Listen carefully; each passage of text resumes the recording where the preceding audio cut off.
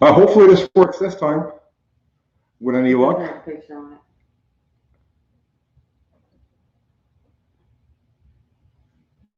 All right, well, Okay. I tried. What's up, Remover dude? All right. Wait for a few more guys to climb in here.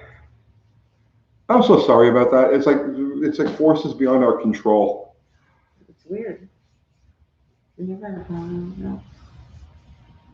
Oh, do we have a good connection now?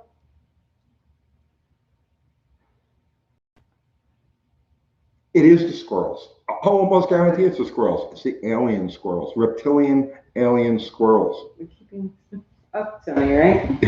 Huh? We're keeping this up as a video, right? Yeah, we're gonna have to make it a. Well, maybe we can probably edit the two. Maybe. We'll worry about that after. Okay. You deleted the other one. I didn't delete it. I just ended it. No. Yeah. Okay. So, questions. Let's do more questions. Okay. Let's see. Would that same engine be good behind the 904? It would work, but the thing is, and one of the big reasons we went with a stick is because I didn't want to play converter roulette. It's such a touch and go type of thing. With the small block, it's so totally experimental what we're doing here. I didn't want to have to try this converter, then try that converter, and then where with a clutch we could just play with our feet and it's free. So that's why we went with that. Okay. What comp ratio? Didn't we already talk about that? You did? Okay, yeah, you did. Yeah, stock pistons with closed chamber 273 heads. So the compression ratio is right about close to 9-1. Why are you running a wide ratio transmission versus close? We went with the 833 4-speed, the overdrive 4-speed for two reasons. Well, a few reasons. First is that we want to be able to drive the car. So the fourth gear with the overdrive fourth with the 410 gear, it's highway friendly. Also, that transmission has a 309 first gear. The standard Chrysler box has a 276 first gear. So we get better torque multiplication in first. And as you can see, when you power shift second, there's no problems. If you granny shift second, yeah, it lays down in the box. But if you power shift second, she just goes. What was your mile per hour on your best run? I don't even know. Do you have the time slips? Yeah. Here, you want to hold this? Okay. I'll be right back. Yeah. It was something on the order of like 76 miles an hour. But again, we lost a lot on the on the 60. How much timing? We were running at 36 degrees.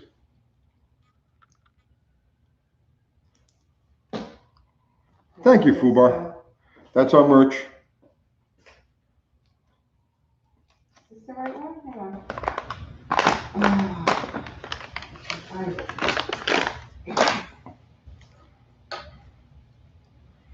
Do I think Biohazard could run on hydrazine? Probably.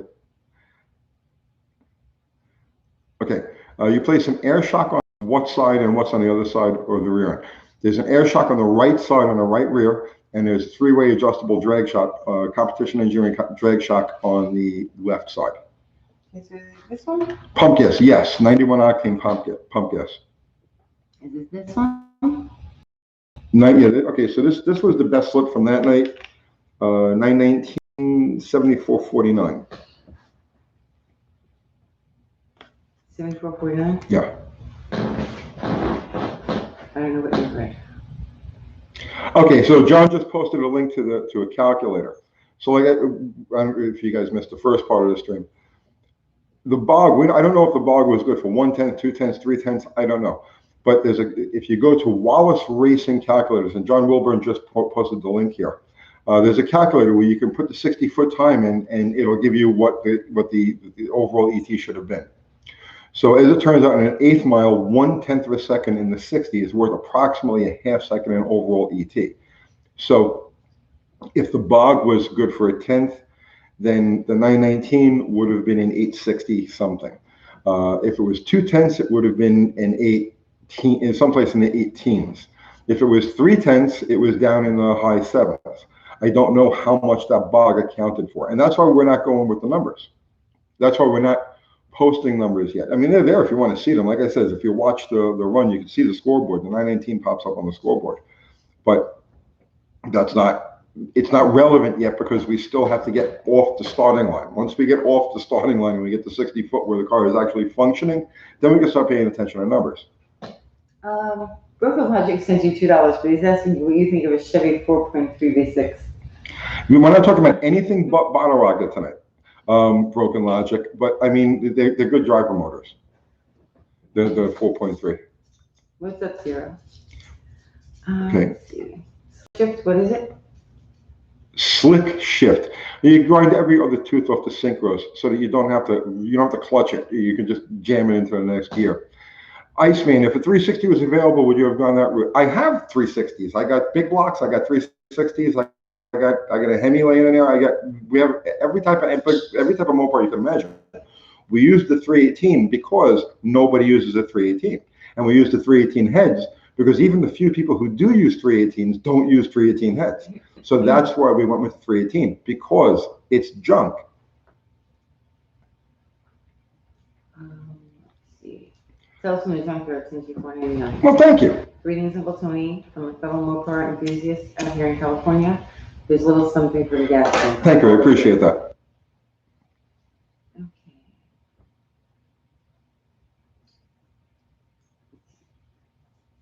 Can you talk about gearing and how to choose a ratio? I have a truck and want to know how to tow heavy and interstate speed, what gear ratio should I have? Do me a favor, could you please ask that question? I'll come back on Sunday night and ask that because I'm trying to keep this strictly limited to bottle rocket right now. What's the exhaust setup? They're 1 5/8 long tube with 3-inch collectors and purple horny glass packs bolted to the header mufflers.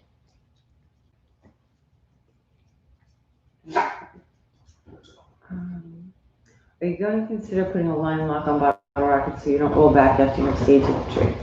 No, because that's the only probably uphill drag strip I'll ever encounter. So I'm not really worried about it. And I don't want to add any weight or complication to the car. So, and to my mind, it's like if I can do without it, I will do without it. What manifold did you use? Was it the Holly Street Dominator? Yes, it's a Holly Street Dominator, and it's ported. It's gasket matched to the heads. Okay. Tony, that 850 double pumper is going to work. The small carb foamer is left over from Hot Rod magazine in the 80s and stupid emission stuff. Yeah. Okay. I see. Trug Life Wine 850 carb. Okay. Yeah, you have to understand something. The 346 pack, which is just a 22 cubic inch overbore 318. The 346 pack has rated at 1350 CFM. It's got a 350 CFM center and it's got two 500 CFM outboards. If you convert that to the same rating as a 4-barrel, it's 950 CFM. So nobody ever accused the 346 pack of being overcarbureted. The 850 on our 318 is just fine. Did you say 77.4 miles per hour? What was it again? Oh, I don't even know. It's like 75, yeah. I think. 76. No, 74.49. Oh, no, she's eating it. Rocket Pool looks like it pulls hard out back. Yeah, it does. Like I said, these are the baby steps as far as getting a tune-up on this car goes. The car is much faster than the numbers indicate because of the issue that we're having. And again, see, we never even knew this issue existed until we still slicks on the car and put it on a drag strip where the thing sticks. So now we've got this bug that we never had before when we were playing around with it on the street. What's next after constant time? Dumping interior or structural on hold? Neither. We leave the car is in its finished. The car itself is in its finished state right now. It'll hold 6 passengers, and you can drive it from here to California. pump gas, and it'll run no problem. You know, that's one of the things about Bottle Rocket. It is still a completely, totally streetable. And when I say streetable, I mean it's a kitten. Just get in that car and cruise it anywhere. Are you running a pinion snubber? No pinion snubber. Okay. Drums are disc up front. Yes, it has discs. As soon as I get my hands on a set of 10-inch drums for that car, that's what'll go on there. But right now it's got disc brakes, which is a handicap. It's a 40-pound weight penalty on the front of the car. Okay, are you still running that limited slip fan belt setup? And if so, is it working correctly? No, we never had a limited slip fan belt on that. That's on our Slant 6, and we will be getting back to that. But first, we got to work through this.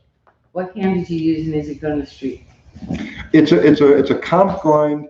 It's a 112. See, that's the other thing too, and this factors into the bog that we've got, or why we have a little bit of bottom end issue right now. It's a 112 cam, and we chose a 112 cam because nitrous. If it was normally aspirated, we would have gone with a 108, 107, right? And we would have that instant hit, and we would have advanced it a lot. But as it is right now, the cam is straight up and it's on a 112. So it doesn't make any power at all until about 3,500, 4,000. Shh. Quiet.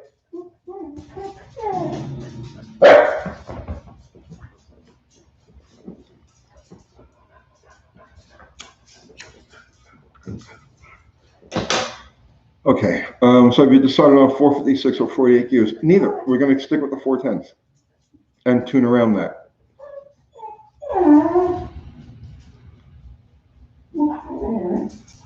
Uh-oh, did we freeze? Okay. Did the winch tray help with the oil pressure? Yeah, I haven't had any problem. Shush. I haven't had any problems. I watched the gauge through the lights, and it was right up to 45 pounds.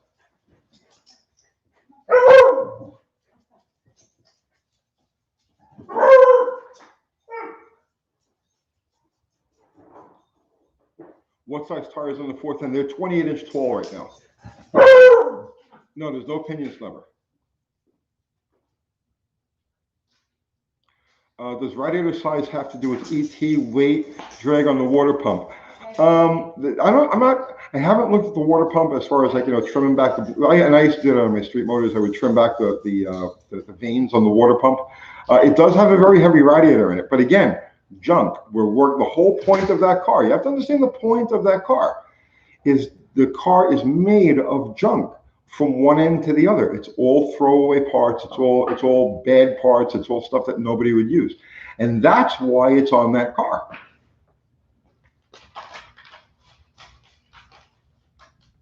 My assumption is that you already put a lighter secondary spring. Yes, it's got a yellow in it. And the vacuum secondary works flawlessly on the street. When in a limited traction situation, it's perfect. With limited traction, with no traction, it's perfect.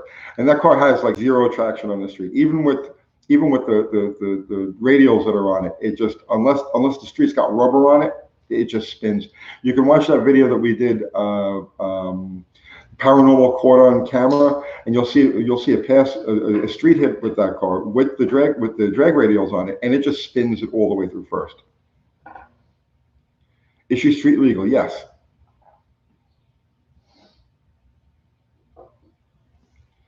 Uh, 9/19 is low 14 1/4. I'm guessing around mid 12s on the motor when it's all dialed in. Yeah, absolutely. Again, 1/2 of a second in the 60 foot equals a 1/2 a second, 5/10 at the 8th mile. So if that bog was only only hindered us by 1/10 of a second, it would equate without the bog to a 770, 780. Did you answer how high you could rev it and have it survive? Say that again now. I know you probably answered this before. What about how high you think you could rev and survive? 7,300? No, I wouldn't go that high with it. Not with it. Still has the stock oil pan in it. So no, I wouldn't go that high with it. 6,500 is probably safe, forever. I've gone higher than that, but with the junk rods and everything that's in there, I would keep it at under 6,500. What time do you want to see before you spray it? I want to see consistent mid eights out of it in the eighth mile. I want to see like 820s to 850s, someplace in that range, and I want to see it repeatable a few times. Then I know we have the basic tune-up right, and then you can start spraying it. Like we can throw spray it right now, but it's not going to tell us anything. The car will go faster, yeah, but we're not optimizing it. So the idea is to optimize it. We're trying to take this one step at a time. This way a viewer would do it. And that's why we're doing it at the track instead of private test sessions and stuff like that, because we're trying to go the methodical, right? One step at a time. Take the car down, find a problem, fix the problem. Take the car down, find the next problem, fix the problem, and work through it so that when we do spray it, it's optimized and we get what we're looking for. What was the 60-foot? I missed it earlier. Oh, it was like a 2-second 60-foot because of the bog. That's what I'm saying. If you watch the run of the car, go back and watch the video. It's like I said, the second run. Watch the video. The car on the clutch drop, right? Car reacts perfectly. She digs in the back, she brings up the front, then she falls on her face. Once it recovers from that bog, the car marches. Do you have plans for slick shifting the trans? Yes. Over the winter, I'll take the transmission out, I'll slick shift it. Jay's 316 brake lines fuel cell? What was that? Jay's 316 brake lines fuel cell? I have no idea what that means. You know? Okay.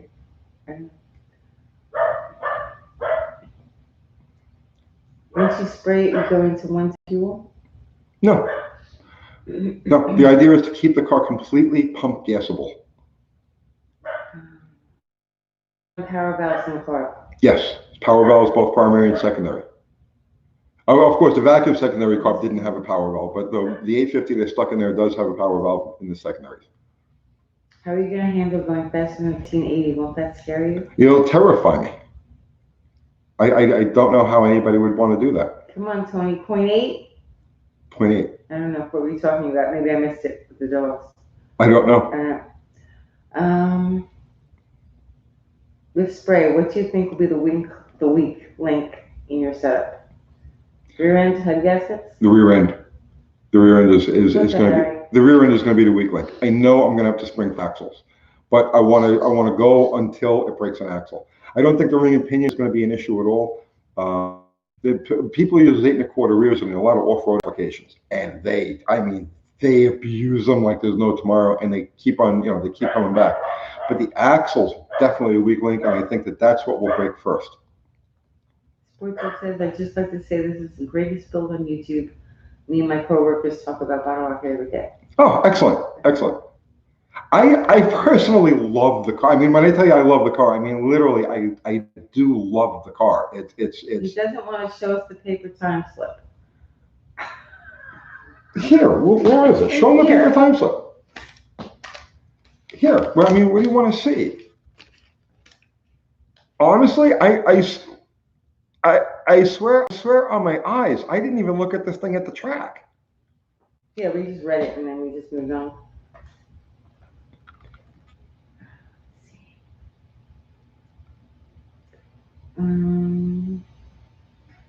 Anything using ladder bars or Z bars with the current suspension? So no, why would I? It bites absolutely. It dead hooks with the suspension that's in there. Why would I want to change that?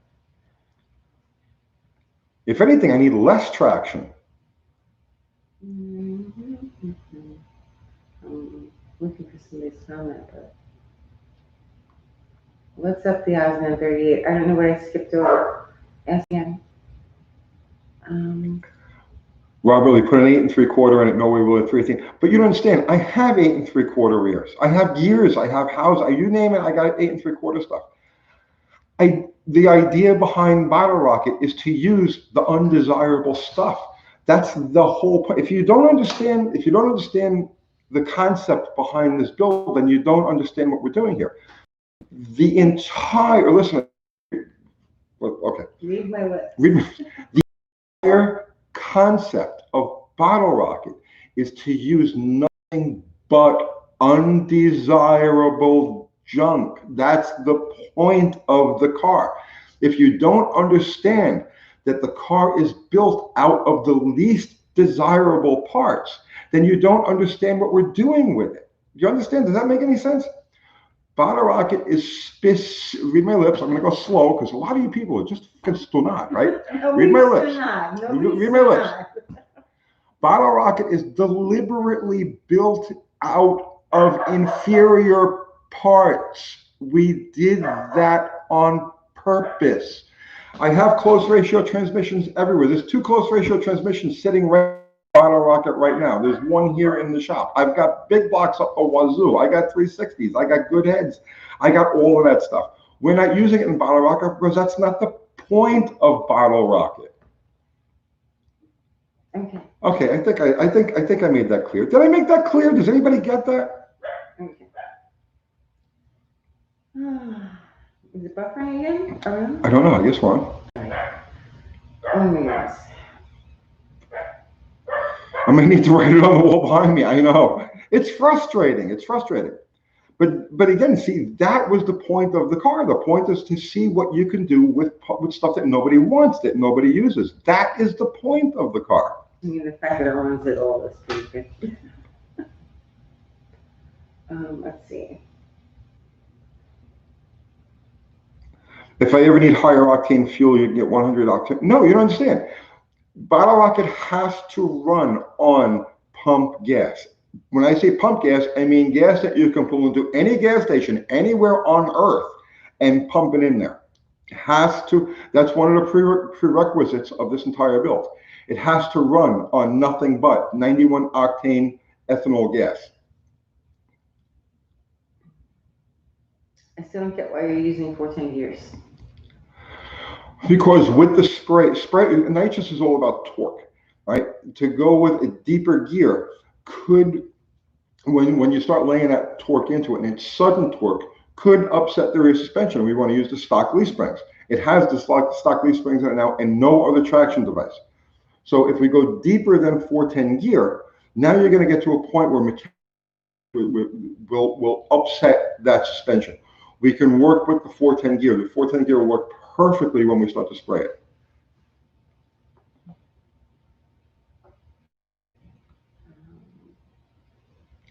What's your favorite theoretical undesirable part for Bottle Rocket? What's something you would have loved to use but won't work or already has something in its place? What was that again? I'm sorry. What is your favorite theoretical undesirable part? Oh, the 318. Okay. Yeah, the 318. I think my favorite undesirable part is the 318 heads with the stock size valves. Everybody's like, oh, you got to put 360 valves in it. You got to put 202 valves. No, the idea is I wanted to use the stock size valves because nobody uses them. That's why it has stock size valves, because they're junk. And that thing makes ludicrous power at about 4,000 RPM, 3,500, 4,000 RPM.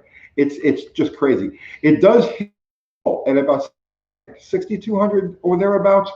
That's it. It pulls crazy right to that point, and then it just falls off. And that's because of the valve size. But we're not looking to spin it that high. What are you running for pinion angle? Stock pinion angle. Whatever the stock price of pinion angle is, I believe it's like 2.5 degrees down. I know, but I want to hear Tony tell us about how he's going to do it to the 3-speed. What's the matter? Turn the lights, it's starting to get dark. Oh, okay. I was like, what are you looking at? Oh, it's getting dark. Did you hear what I said? Go ahead. I know, but I want to hear Tony tell us about how he's going to do it to the 3-speed. I don't have a 3-speed. Okay. You want me to put the light on? Okay. Yeah, put the light on. Yes, call it a gravel driveway build. It legitimately is a gravel driveway build. We literally built it in a gravel driveway. Actually, we built it in a gravel pit behind a storage unit. You know, once again, that was the point of the car. Any viewer can duplicate what we did, and we showed every single step of the way. You gotta keep reading because Okay. Thank you, Byron. my phone is sideways. You want right now? Oh, come on. What is the fastest time for bottle rocket in a quarter mile? Have run it to a quarter mile. All of our local tracks are eighth mile. Would there be a power advantage to swirl port 318 heads? I don't know. We may try them down the road, but I don't want to make any changes until we've maxed out. Until I'm convinced that this thing is going as good as it can possibly go, I'm not going to make any changes to the heads. I don't think there would be an advantage. Can you see any more metal you're going to take off the car? No. It's yes. The car itself, no. But over the winter, I'm going to pull the motor and I'm going to take weight out of the block. There's probably a good 30 pounds in the block and the heads that I can get rid of without damaging it, without sacrificing any strength. Are you going to use slapper bars on the rear end? No. How much weight did you remove from bottle rocket? Right about 600 pounds. Let's see. The overdrive, is it similar to an 833 inside where you can trim the synchro the same way? Yeah, it's exactly an 833 inside. It just has third gear is high gear and fourth gear is the overdrive gear. This is only bottle rocket questions, guys. Yeah, only bottle rocket questions tonight. What's the cam specs? Compression ratio. Also, why did you choose a single plane intake manifold? Sorry if you already answered these questions. I did answer them, but the cam is a comp roller. It's 112, like 530. It's a couple of different lift numbers, like 530, 542, something along those lines. And it's 290. Advertised at 290. 50. It's 236. Okay, have you used a distributor machine on the bottle rocket distributor? No, the bottle rocket distributor is it's an Axel dual point, and it's only running off of the lead set of points at 36 degrees. What's the car's weight? Currently, right now, 3,079 pounds without me, with 2 gallons of fuel in it. Did you eat the clutch the last time out? It didn't eat it, but I got it hot. It did have a used whiplash cam in it, and we ate it. Bad lifter. We did the whole video on that. So I decided to spring for a roller. And yes, it still has the stock rockers. Why does it look like the side marker is leaking oil? That's like a road tar or something that, because we haven't really cleaned the car up other than just like give it a quick power wash. But that's like road tar that was on the inside of the fender well, or the inside of the fender, and it just dripped through there. We'll clean that up eventually. Are you running Rotello T4 15 W40? Yes. Oh, you're saying, I thought it had a huge whiplash cam. It did. It did. Okay. Is the mile per hour a great indicator of horsepower for bottle rocket? I've seen times get faster with more gear, but the mile per hour stay the same. I've also seen mile per hour stay about the same even when spinning on the launch. It depends on where you're losing the time. If you are spinning on the launch, it probably won't affect mile an hour nearly as much as if the car noses over. Because remember now, you leave on the stick car especially, you leave on the flywheel. So you've got the crank spinning, you got the flywheel spinning, the clutch, you've got all of that weight. When you take your foot off the clutch, the car will lurch. But if the motor doesn't have the power to back it up, then the car just slows down and noses over. So what you're doing is you're taking 30 foot, 40 foot off of the distance that you're going to accelerate to. So depending on how a tire spin and bog will have 2 different effects on overall mile an hour. And that's why I haven't been paying attention to the mile an hour yet. Any of the engine parts forged? No. Tales from the Junkyard sent $14.99. Thank you. Says, love the fact that you're single-handedly showing how to make fast jump. I love it. I'm trying to do the same on my channel. Keep up the good work. Go Project Fast Talk. Thank you. Let's see. Have you definitely confirmed that the bog is fueling out of bug and electrical ignition? No, no. You listen to the engine; it's clear as a bell. There's no misfire. There's no. Again, see, like let's say it was fuel bog, right? You would hear it. You would hear a misfire. You would hear a disturbance, right? But there's no disturbance.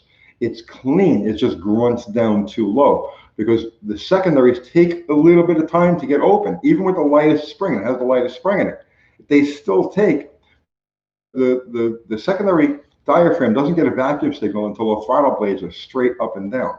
So you stage in the car, you're only given a tiny bit of gas. You take your foot off the clutch engages, starts to pull the car at the same time that you're giving it gas. The vacuum secondaries don't get a signal until the throttle is full open. And then it has to react to the vacuum. By that point, the RPM has come down and it's not making as much vacuum, and that's where the bog came from. Have you used 9010 shocks on front end? No, they're just stock shocks with the oil, with holes drilled in the bottom of them and the oil let out. What's causing it to stumble after launch? We just went through all of that. Yeah, watch the video that we did yesterday or the day before yesterday, the last run of the car, and that'll. Do you hear that? I do. You're going crazy. Let's see. How come you didn't notice the bog when hammering it on the street versus hammering the strip? Because there is zero bog when you hammer it on the street. Like, I mean, zero bog. You even look at the gas, any place in first gear, and it just breaks the tires loose. It freewheels. Now, when you take it and you put it on the track and you lock it down, totally different animal. And that's why we feel the need to go to mechanical secondary carburetor. Dash cam. We're gonna get real quick. Bottle rocket looks like a heavy car. Where did you cut most of the weight out at? Oh man, you have to go through that car literally from bumper to bumper. Like when I tell you literally the only parts of that car that I have not removed any weight from is the headliner. I left the dome light and all of that, right? But everything else, I mean, even the out. I cut unnecessary springs out of them. There isn't an extra tab or bracket or anything on there. I mean, when I tell you literally, I went from bumper to bumper and examined every single piece of the car and said, well, how much of this can I reduce without disturbing its function?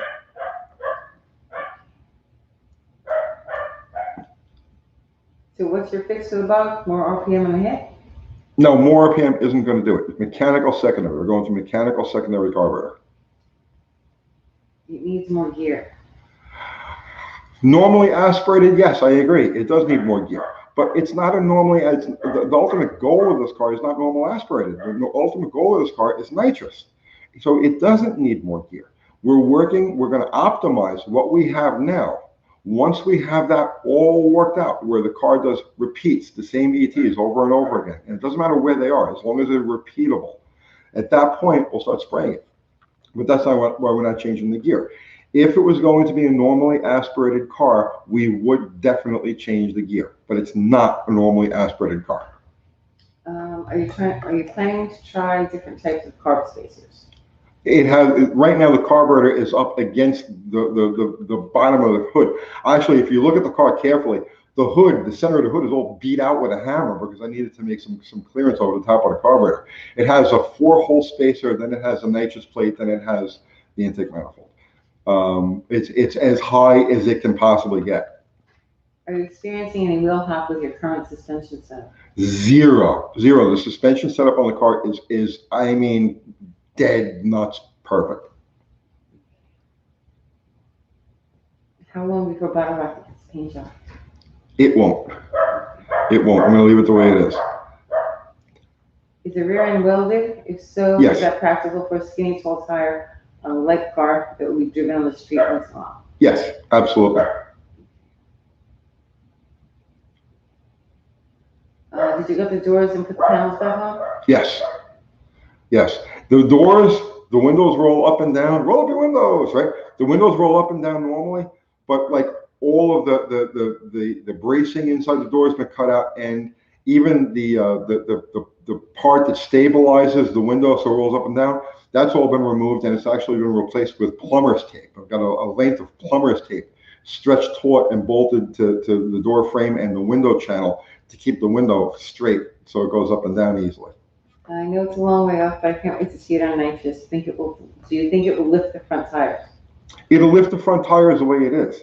It didn't lift the front tire. If you look at the picture, we used on the thumbnail, you see the suspension is completely topped out, but there was no follow through from the motor because of the block. If we had gone past the flywheel effect, it absolutely would have lifted the left front wheel on that last pass, on that 919 pass. Is lamp chop going to drive?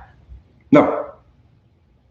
What brand of spark plugs are you running? Autolights? They're Autolights.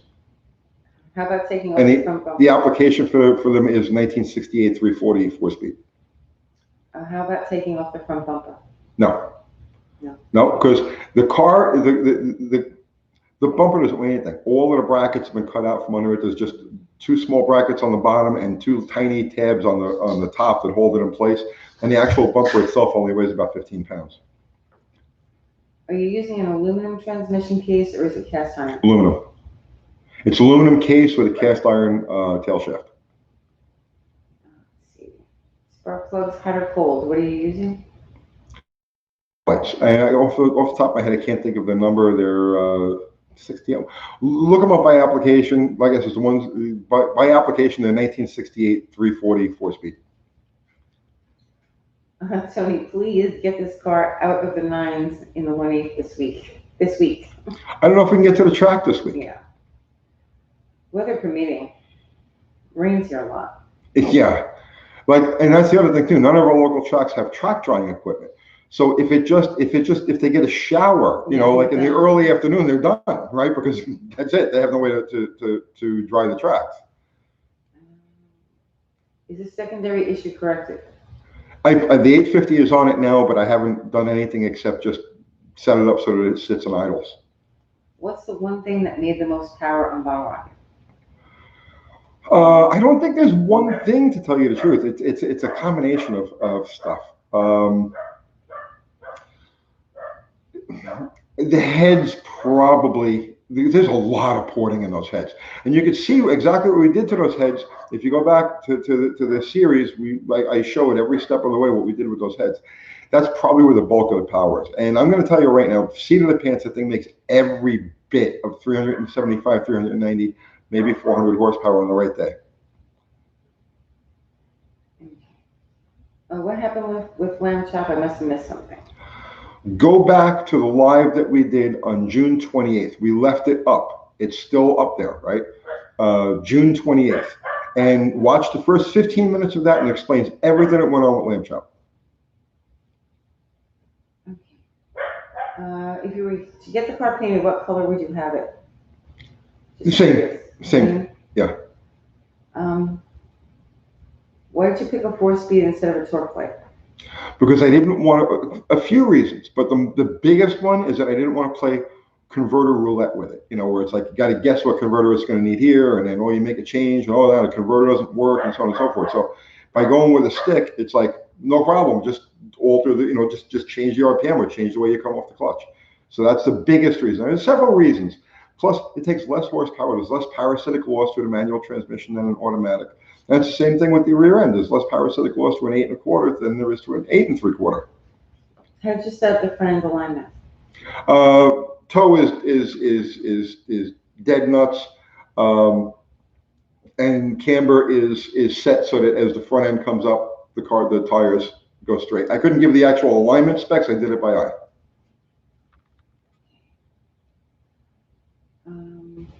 How much RPM can the stock LA Bottom-End handle? We're gonna find out. I don't know. Okay, would you change anything if you had to build it over? No. No? No. I love that car exactly the way it is. I mean, I tell you, I love it. I mean, I legitimately do love it. Would 50cc accelerated pump help? Already has it. Already had it. Did you advance the cam timing?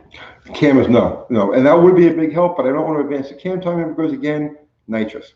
So we're going to leave it exactly the way it is. We're going to maximize it the way it is right now. And my biggest concern right now is just getting that bog off the starting line. Once I get that bog off the starting line, then we can really start focusing on the numbers and the tuning of it. But right now, I can't even get an accurate jetting on it because the bog, nothing is going to work exactly the way it's supposed to if it dives off the starting line. Is there any weight you could hack out behind the rocker panel chrome? Not really, no. The rocker panel chrome is just that little strip, and I left it because it looks good. Did you change the jetting with the new double pumper carb? No, remember the vacuum secondary carb that was on it has a jet plate. It doesn't have jets. It has a metering plate in the back. So, and honestly, I couldn't even tell you what the jet equivalent of it is on that carburetor, but I put 70, there's 80s in the back and there's 77s in the front, the same 77s that we ran on the 750. So I won't know if that's close until we actually make a run with the car, a couple of runs with the car. You see 8.5 coming? 8.5? Yeah. I see 18s, easy. Okay. Again, watch. If you guys have an educated eye, you know what you're looking at. Watch the second run, and you'll see exactly what the car did, and you should be able to equate what it. How many RPMs are you turning at the finish? I didn't look at the tack. Yeah. I didn't look at the tack. Didi Speed Shops to you $10. Oh, thank you, Didi. Been a big block Chevy guy forever. Just working on my first big block. Excuse me, Dodge 440. Figuring out as I go, any tips or things to look out for along the way? Also love the steel wheels. I know, I love them too. Brother man, I know you contributed to the super chat, but I'm trying to keep this Q&A strictly for Bottle Rocket right now. If you please drop in on Sunday night, right? Sunday night, 7 o'clock. We do a live every Sunday night. Please come there, and I'll be more than happy to talk about 440s for as long as you want to. Thank you, though. Yeah, we gotcha. Okay. Yes, Bottle Rocket has a roller cam in it. What size clutch you're using, and is it stock? It's the application for that clutch. It's the stock clutch for a 1970, 71, 426 Hemi. That's it. It's just it's a street Hemi clutch. Do you see W heads in your future? No. W2 heads. No, the car will stay with 318 heads. There are no other. I have every other head you can think of. The car is going to stick with 318 heads. That is one of the points of building this car.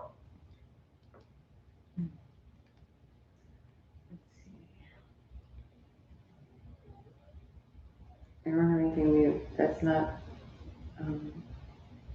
correlated. Swirl port 318 heads.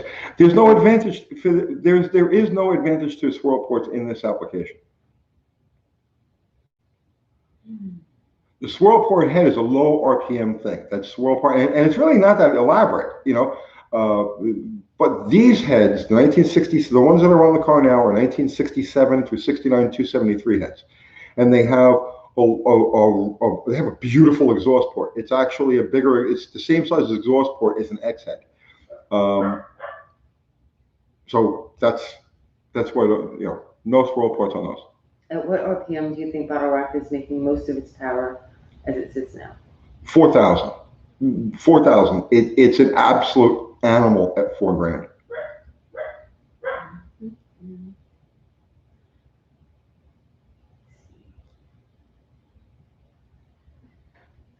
Do you see any upgrading with the clutch in the future? No, I think this clutch will work. Need metal. I think the bog was good for 3/10, and I do agree with that. When it occurred, and maybe the 2/10 from lost momentum on the big end. No, much more than that. 1/10 in the 60 foot. 1/10 in the 60 foot equals a half second, 5/10 at the 8th mile. If you go to Wallace Racing calculators, and you put in the 60 foot calculator, it'll tell you what the difference would be, based on the 60 foot type. And in the general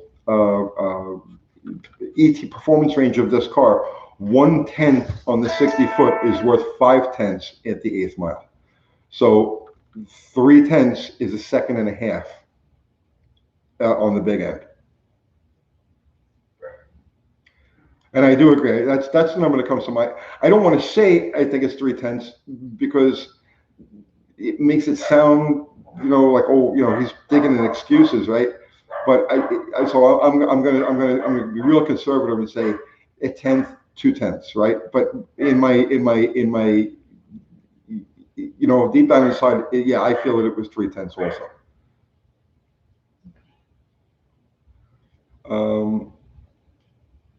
How much spray do you think you will try when you decide to go with nitrous? 50, 100, or 150? It depends where we end up with it, normally aspirated. If I can get it down into the 18s, then it's only going to take about a 75 shot or thereabouts. Because remember, in the 8th mile, 7.0 is the same as a 1099. So if we can get it down to the 18s, which it should run once we get rid of that bog, then it'll only take probably a 75 or 100 shot to do that. Now, I do want to say one thing, and this is definite, okay? And this is something I never talked about in any of the videos. Once we've clicked off that number, once we get to 1099, you'll never see another ET. From that point on, that car is no time only, and I'm going hunting with it. What size rims and tires are you running? The back of the car, they're 15x7 Chrysler Cop wheels, and they're 28x9 Mickey Thompson radials, bracket pro radials.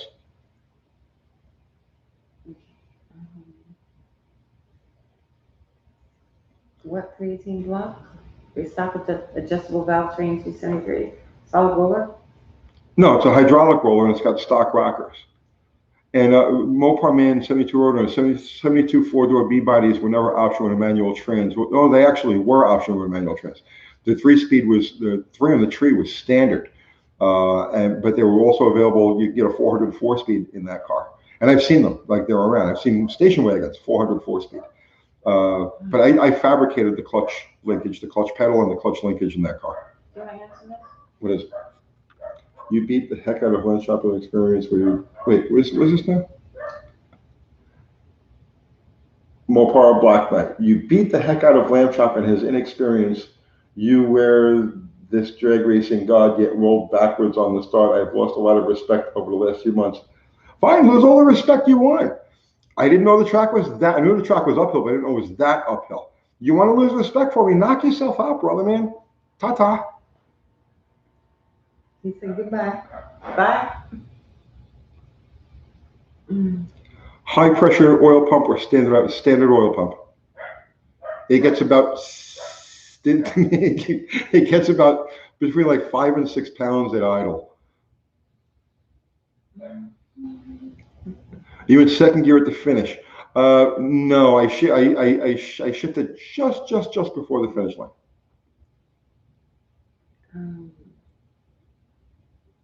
Can you stick a screw in the secondary linkage to make the secondaries cut in earlier to rid the bog? Even with the larger accelerator pump, it's not enough to cover that.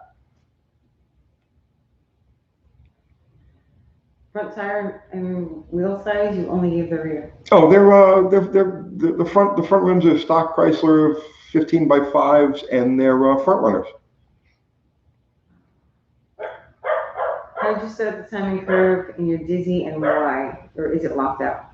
It's not locked out. It's a Mallory dual. It's an Axle dual point. No, it's Mallory dual point. I'm sorry. And it has 10 degrees of advance in it, and it's all in by like 1500 RPM. So it's like no point in curving.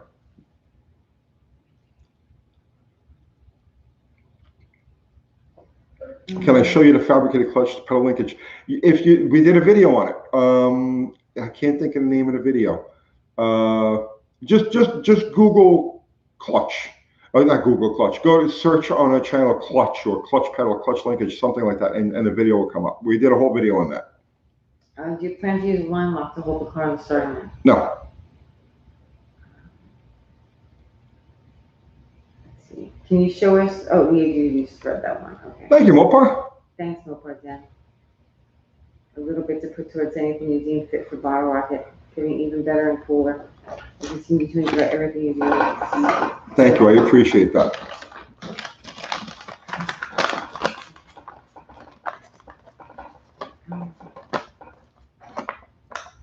Is there a reason you went with the vacuum secondary first? Should you have gone with the double pump to start with?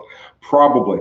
I had the carburetor on hand, and on the street, like I said, even with those drag radials on the street, there was zero traction.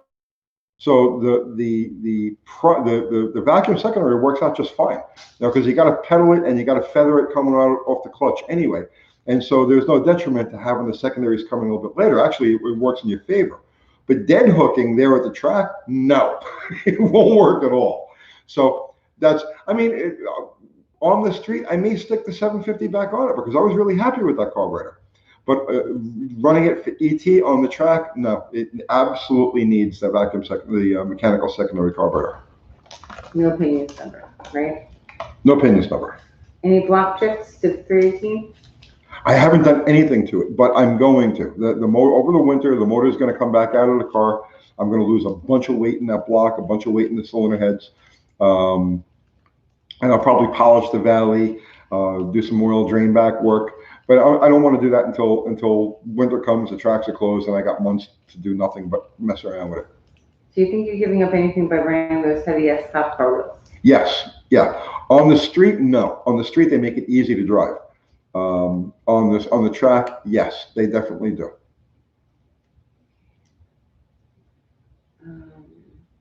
I'm not going to change the wheels until after I fix the bog. Once I fix the bog, then we'll put lighter wheels on the back. The regular price of 15x7s. Okay. What cam size? Advertised duration and at. Oh, we did that. We did that already. Just. Okay. Did you put a drive shaft loop in Bottle Rocket? No. I need to find some aluminum to fabricate one. Do you have power steering? No. Manual steering and brakes for less weight? Yes. Does it feel like an 8 when you drive it? Honestly, I swear to God, it feels like a 7 when I drive it.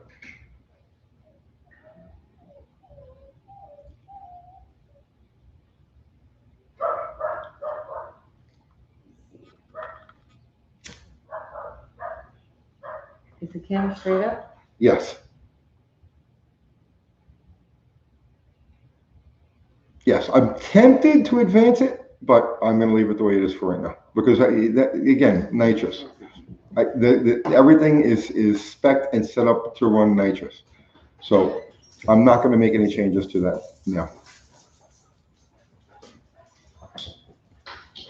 For the rear lease, did you use Mopar super stock leafs? No, they're stock. The leaf springs that the car came with, and it has air shock on the right rear, and it has a 3-way adjustable competition engineering drag shock set to the stiffest setting on the left rear. Am I removing? Yeah, I'm removing more. All of the metal now is going to be in the engine. I'm going to take metal out of the engine and reduce weight that way. I feel that there's about 30 pounds in the motor I can get rid of. I will do that. Yeah. How are the wheel bearings packed? Heavy or light? I just use regular grease. I know there's the lightweight grease, and no, it just has regular wheel bearing grease in it. But again, it's got discs in it right now, and I do plan on swapping over to drums at some point. So I'm not really going crazy trying to science out that end of it just yet. You can reduce weight by taking glass out and replacing with plexi. Yeah, I know I can, but that defeats the purpose of the car. It's supposed to be outside, live outside, bake in the sun, make road trips with it, and plexi gets all foggy and you can't keep up with it. So no, the car's going to stick with real glass.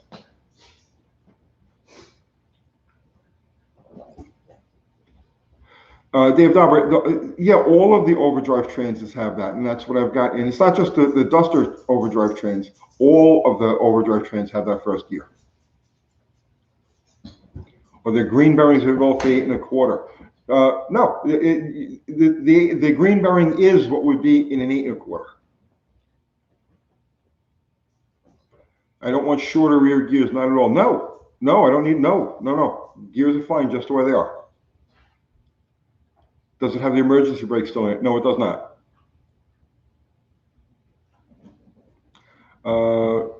Dakota, just boring at 60 over and shaving the heads and zero decking the block. What ways do you plan on lightening the block? I'm not going to overbore it, but there's a lot of extraneous casting metal all through the blocks and the block and the heads. So I'll be taking all of that out. Any metal that isn't necessary to hold the engine together is leaving.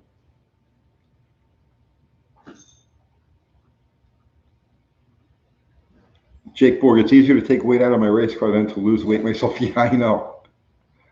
Slots or bottom rocket? No, it's gonna stick with the steel wheels and the hubcaps. How about switching the drum brakes to disc? Will that save weight? No, we're going the other way around. It has discs and we're putting drums in it. I just don't have them yet.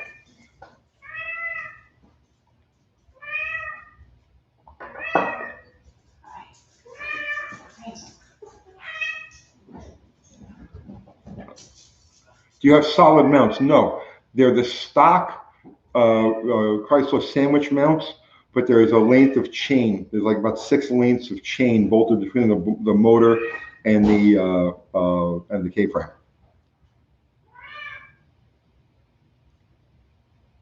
Why do you prefer drum brakes? Because they're lighter and there's no rolling resistance to them. Right now the car's carrying a 40-pound penalty. The disc brake setup was 40 pounds more than the 10-inch drum brake setup. One other thing, maybe aluminum drive shaft. No, because that kills the budget. The whole idea is budget and junk. And aluminum drive shaft, that's an exotic piece. That's nothing budget or junk about an aluminum drive shaft. We want to just put a carbon fiber drive shaft in it. How much does a windage tray help? I don't know. How about shaving some weight off the axle housing? Possibly at some point, but unsprung rear end weight is not my concern right now.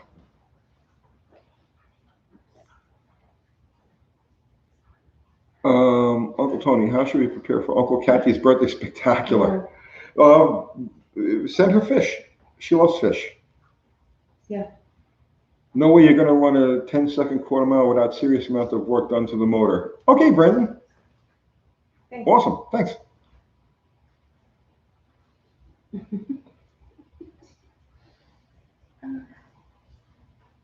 UTG, you talked about slick shifted trains in your last one. Okay, it's where you grind every other tooth off the synchros. This way you can snatch it out of gear and she'll just jump into the next one. This is a weird question, but what oil filter? I have a stack of old Mopar, the label Mopar, like from the dealership, oil filters that are in the shed, and I just feed them to the car. Take the doors and fenders off and leave them trunk. Okay. Running stock torsion bars. They're 6-cylinder bars. Did you put solid bushings in the leaf springs? No.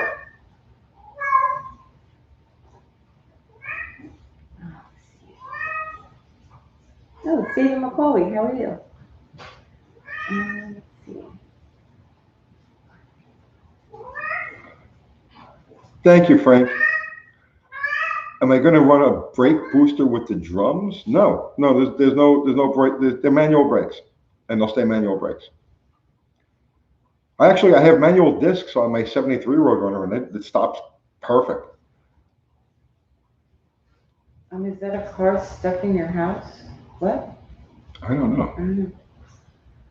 Let's see. Thank you, Frank.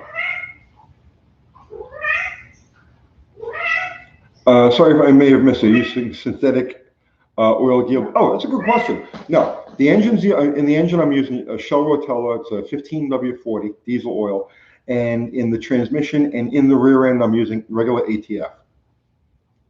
Thank you, David McCauley. Let's see.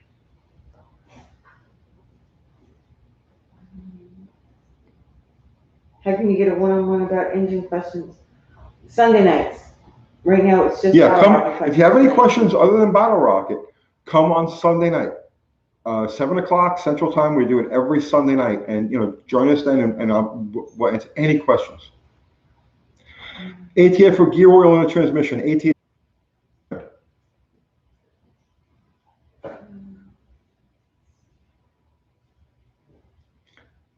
Tell us about parasitic fluids and parasitic drag. Thinner fluids create less parasitic drag. Did you cut the oil filter apart when you finished? No, I didn't. And I would probably be horrified because I know it's going to be full of random metal. So no,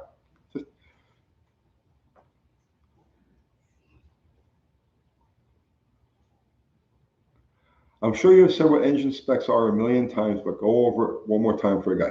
It's a stock 318 bottom end that has 318 heads, 273 318 heads, a 67 through 69s, stock size valves. They're ported. It's got a comp roller cam, a 112 cam, what else you want to know? Street dominator manifold, Mallory dual point distributor, long tube headers. And they're 1 5/8 primary. That's pretty much it. That's the motor. Why no pinion snubber? Because we're using a stiff sidewall tire. If we were using a bias tire like a conventional drag slick, then we would have a pinion snubber in the car. But it's a stiff sidewall tire. And what happens is, especially with a stick car, when the pinion snubber pushes down on the rear, the stiff sidewall tire will try to spring it back up, and you lose traction that way. So no, there's zero traction devices on the car right now. Why don't you make some artistic cuts in the roof and remove metal and slap some plastic Mustang hood scoops on to save weight? Maybe in the next car. Are you planning to run electric water pump drive and electric fan? No, because that takes away from the turnkey drivability of the car. And it does have an electric fan. Any plans to Swiss cheese the car? No, the car is as stripped as it's going to be. The car itself is in its finished state. Now we're just going to work on the engine and driveline.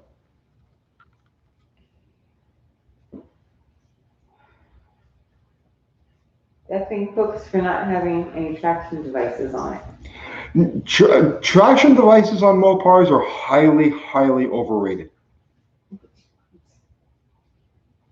Yes, it's a stock drive shaft. What am I doing with it now? I put the 850 on it, and we'll take it out next time. And if that bog is gone, then we'll start playing with the jetting. And if the bog's not gone, what are you gonna do? Keep working it until we figure out what the bog is. Okay.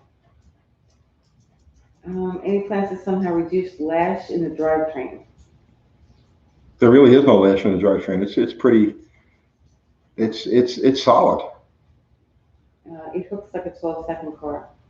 It does, and it pulls through like a low 12-second car. It's that bog. We got to get rid of that little bog right off the starting line.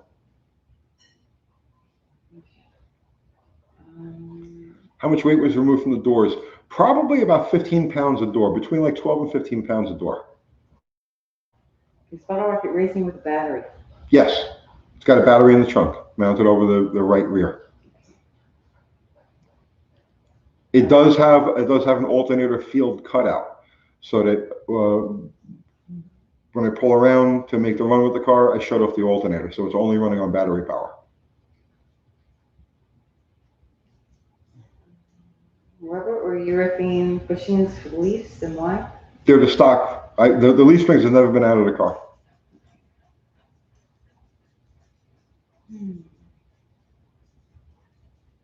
ATF in the rear? Yes. Is the back seat out? No. The back seat is in, and the back seat is going to stay in. The door panels, all of the window mechanisms, everything is in the back seat. Because right now you can put 6 people in that car and drive it cross country, and it's going to stay that way. What are you running for distributor? Mallory dual point. Any chance? and only running on one set of points at a time. Any chance the bog is low-end power issue? Yes, the bog is definitely a low-end power issue because we're leaving on 2 barrels. When we leave on 4 barrels, that bog should go away. Does it have jet extenders in the carb? I didn't have any handy. So right now the carb has no jet extenders in it. But before we take it out again, I'll either make a set out of tubing or I'll buy a set. But yeah, currently it doesn't have any, but it will. And no, it was not a lean, it wasn't a lean, and I know what you're thinking on the vacuum secondary carburetor. There is no way to put jet extensions on it because it doesn't have jets in the rear. It has a metering plate. So that's why on that. One air shock? Yes, one air shock on the right rear. And basically what you're doing with that is you're duplicating the effect of super stock springs. Mechanical or electric pump. It has, for the main fuel system, it has a Holley red pump, which is the same as a blue pump with the bypass spring is lighter. It's got just the Holley pump and a regulator for the main fuel system, and then for the nitrous system, it has a separate little tank mounted under the hood, and it has a 50 gallon per minute Carter pump, and so it has a dedicated fuel system for the nitrous. You're gonna try mechanical secondary carb? Yes. Yeah. Okay, Mopar down. I'm trying to recall. Did you do any mods to the cooling system? No. No. It has the big heavy AC radiator that it was born with. So I will eventually find the lighter, the one that would be for a 318 with or slant 6 with no air. You might need a heavier flywheel too. I don't want to handicap the rest of the run the car is leaving literally on the flywheel, and this is like, okay, so conceptually you have to understand the bog that I'm experiencing here. The car hits really hard. It tops out the front suspension, like as if it's about to pull the wheel. But because it doesn't have the power, it's only launching on those front 2 barrels. It doesn't have the power to follow through. What was the question? I don't even remember. Oh my God, I lost track of the question. I think you read that. Oh, yeah. So the flywheel is heavy enough to do that job. It just didn't have the follow through. And that's why we're going to a mechanical secondary carburetor now. Are you going to put electric fans to keep the mechanical? The mechanical fan is gone. It has an electric fan mounted in front of the radiator.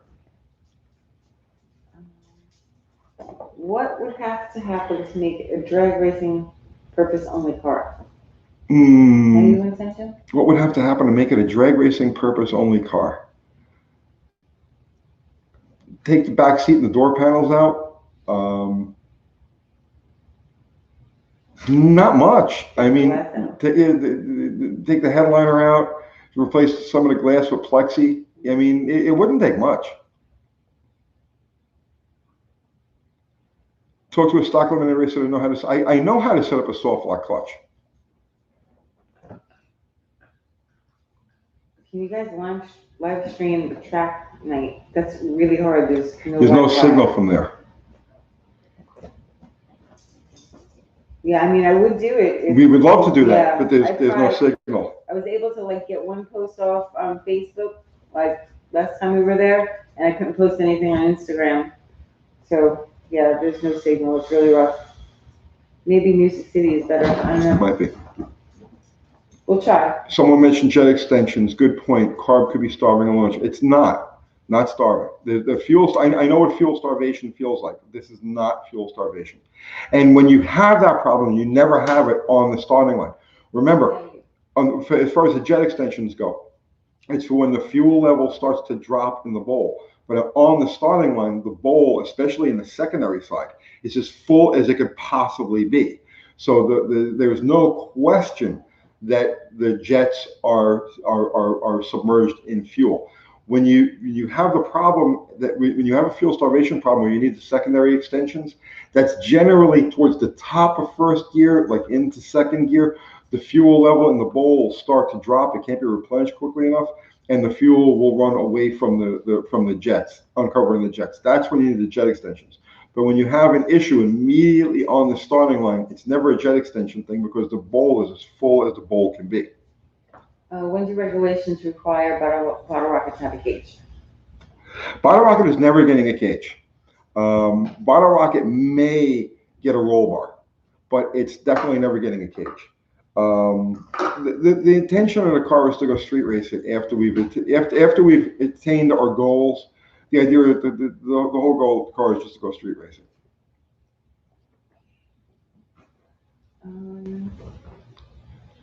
Aero tricks.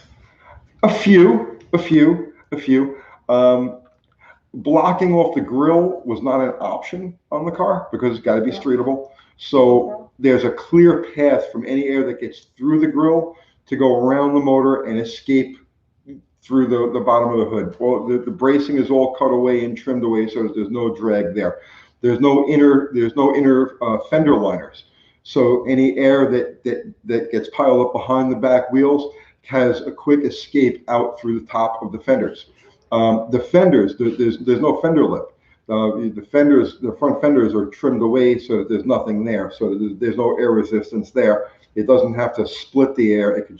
The air can just go through it. So yeah, there's lots of little aero tricks. Oh, and under the back of the car where the gas tank was, that's all of the metal between the frame rails has been trimmed away so that any air that gets under the back of the car can escape between the trunk floor and the bumper easily. So yeah, there's lots of little aero tricks all over the car. Does Tony not trust aluminum ignition components, a distributor with aluminum electrodes? I have no idea what you're talking about, my brother. Was Casper was supposed to be there, right? Yeah, Casper was supposed to be there. We'll share the video. If you go to Unity Motorsports Garage, he put the video up on that today. I'm so sorry he had issues with the car. It was terrible. But then again, I was kind of relieved because I was going to have to bring binoculars to follow him down the track.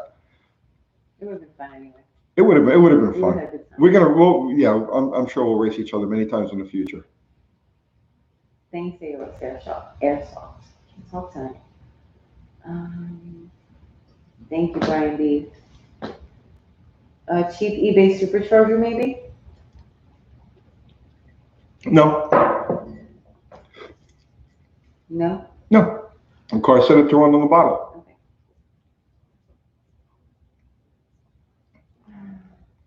Let's see. Eighth or quarter mile? Eighth. Right now, we're testing on the 8th. Yeah. Once we have that all squared away, we'll bring it up to Bowling Green, which is our only quarter-mile track in the area, and we'll run it up there. Do you have more comments? Because I'm out.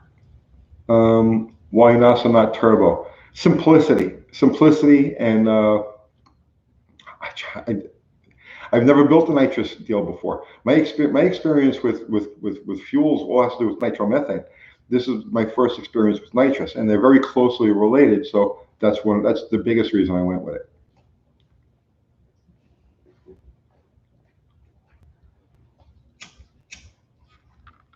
No bottle rocket questions. Other questions, but no bottle rocket questions. What's the plan for nitrous? 150 in first and 300 in second? I don't think we're going to need that much. I honestly believe we're going to need between probably a 75 and 100 shot to get our number.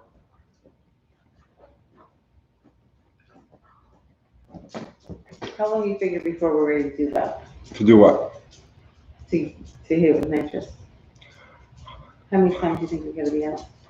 I think it'll probably take us 2 more testing tunes to get the car baselined out and then start spraying it. And I'm really looking forward to that. What are we going to break? I don't know, but we'll break it and find out, and then we'll fix it.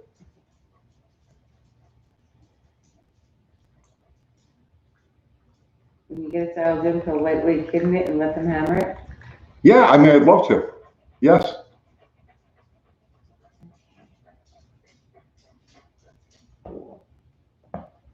Now Poppy's here. I can't the dogs look over me. Tony, read for a second. Yeah. Okay. Poppy, come here. Let's see. 10% nitro and bottle rocket should be fun. It won't work. It won't work.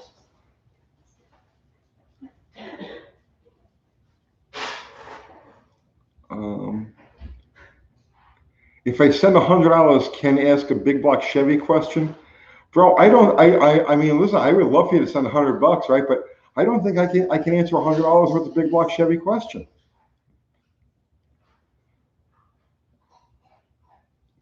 Are you coming along to get the last 60 pounds out of the car? I got 5 more pounds out of it. We're at 3,079 pounds now, and I think I got another 30 pounds in the motor. But I'm not going to do that until over the winter. How much spray do I hope for the current combo to handle? I think it'll hold together in like the 200 range. You know what I mean? I don't know. We're going to find out.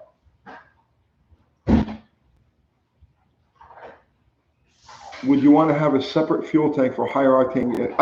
There is a separate fuel tank for the nitrous system. It's a small fuel tank mounted under the hood. How much power do I think the motor is making? I'm going to guesstimate by the seat of my pants between 375 and 400. Does Bottle Rocket have an air dam? I have been thinking about it. Yeah, Dakota. I've actually been thinking about building a small air dam to mount to the K-frame.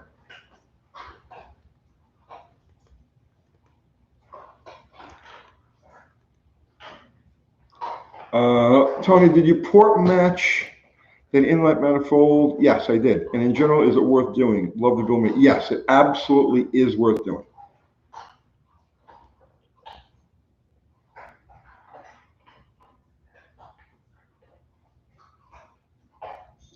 Belly pan.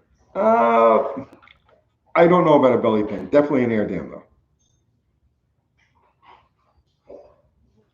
What PSI are you running in the tires when you take it down the track? The fronts have 35 in it, and we had 24 pounds in the tires in the rears. You have at least 300 horsepower at the wheels. Yeah, I know I do. I think actually I believe it's a little bit more than that, but I don't know.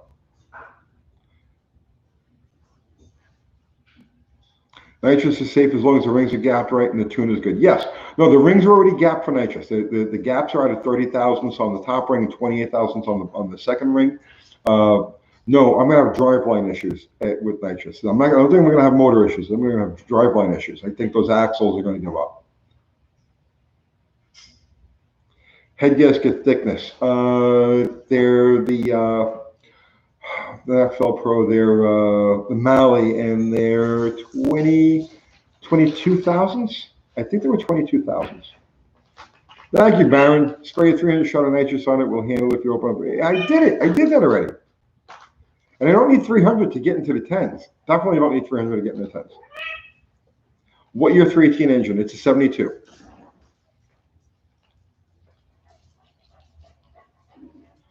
Without the bog, do I think I can get 5 more miles an hour? Yeah, absolutely. What are the rod bearing clearances? They're 2.5, 2 3/4 thousandths on the rods and 3.5 thousandths on the mains.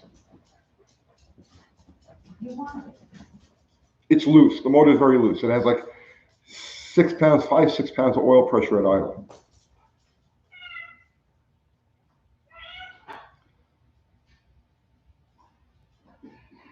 Am I running standard rod bolts? Yes.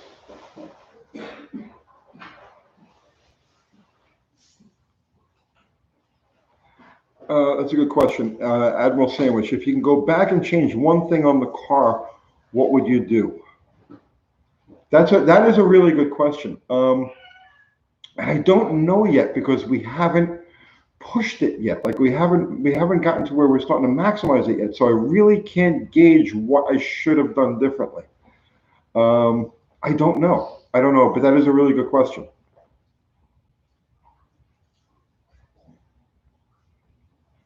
Nylon timing chain? No, it's a single roller timing chain. Buff Del Campo's here.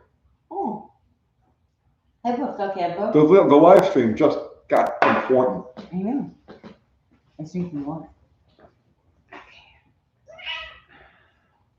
What kind of exhaust system is on Bottle Rocket? Just a pair of purple horny header mufflers.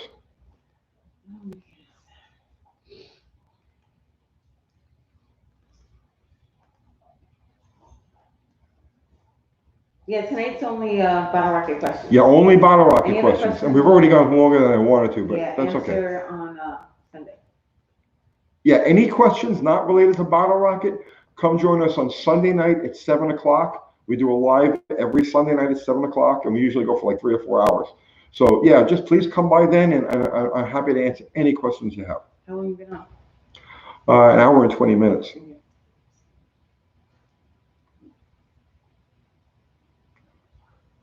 Thank you, David McCauley. Get Bottle Rocket in the 9 this morning. Thank you.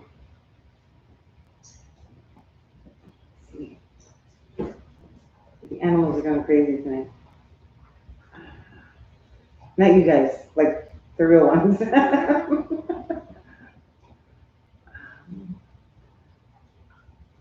Tales from the Junkyard says, keep up the good work. I'm trying to. Slant 6 versus Bottle Rocket? What, our slant? Oh, I don't know yet. We don't know. Not yet. You guys have been at this a while tonight. Yeah. I think we should wrap it up, right? Soon, in a few minutes. Yeah, but there's 425 people on right now, so. Okay. Could you ever imagine Bottle Rocket going 9s or 8s in the quarter mile? No, I think with everything sorted out and as much spray as that 318 and that rear end are going to handle, I think I'll see like bottom 10s with it. But that's way down the road. That's way down the road. Oh, what did you have for oil pressure at idle? I think I misunderstood you. Oh, like 5 pounds. It's like you sit there idling. It's like, did the gauge even move? I can't remember from the video list, but are the heads open chamber or closed chamber 318? Am I confusing Bottle Rocket with Project Jelly Driver? No, the heads are closed chamber 273 318 heads. They're 1967 through 69 273 318 heads. Will Bottle Rocket ever get a 360 if needed? No, never. Bottle Rocket will always have a 318. Will Bottle Rocket benefit by higher pressure on the front tires? It's got 35 pounds in their front runners. Yeah, no, that's as much air as it's gonna. Lots of axing tonight. What's going on? I don't know who got axed. No, who's getting axed? Okay, Dakota's been deleted. So Finch, what happened?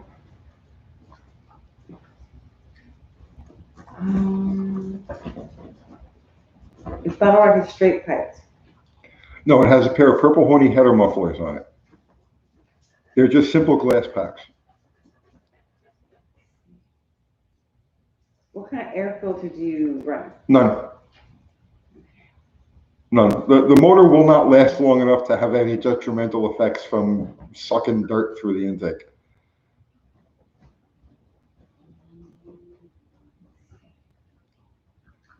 Oh, John says non-Bottle Rocket questions are getting dumped. Non-Bottle Rocket questions. Okay. So sorry, guys. Yeah, we're trying to just keep it to Bottle Rocket questions. Is 5 pounds of oil pressure okay? Seems to be. Hasn't thrown a rod yet.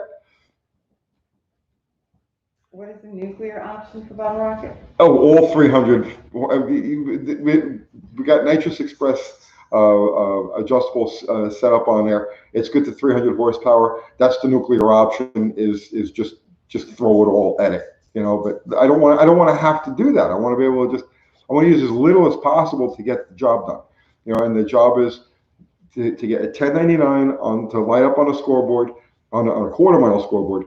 And then from that point on, the car is no time only from that point forward. Did you take the window regulators out? No, the regulators are in there. The car is completely, absolutely functional.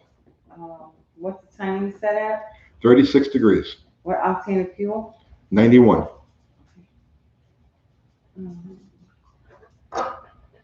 Thank you, Fubar, for putting the merch. That's the link to our merch.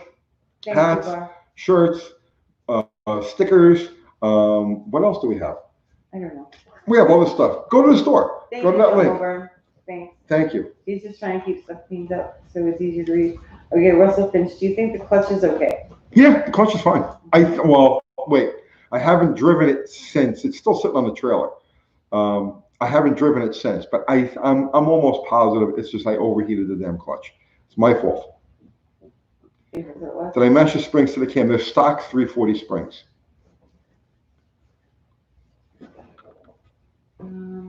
What's the next plan for weight reduction?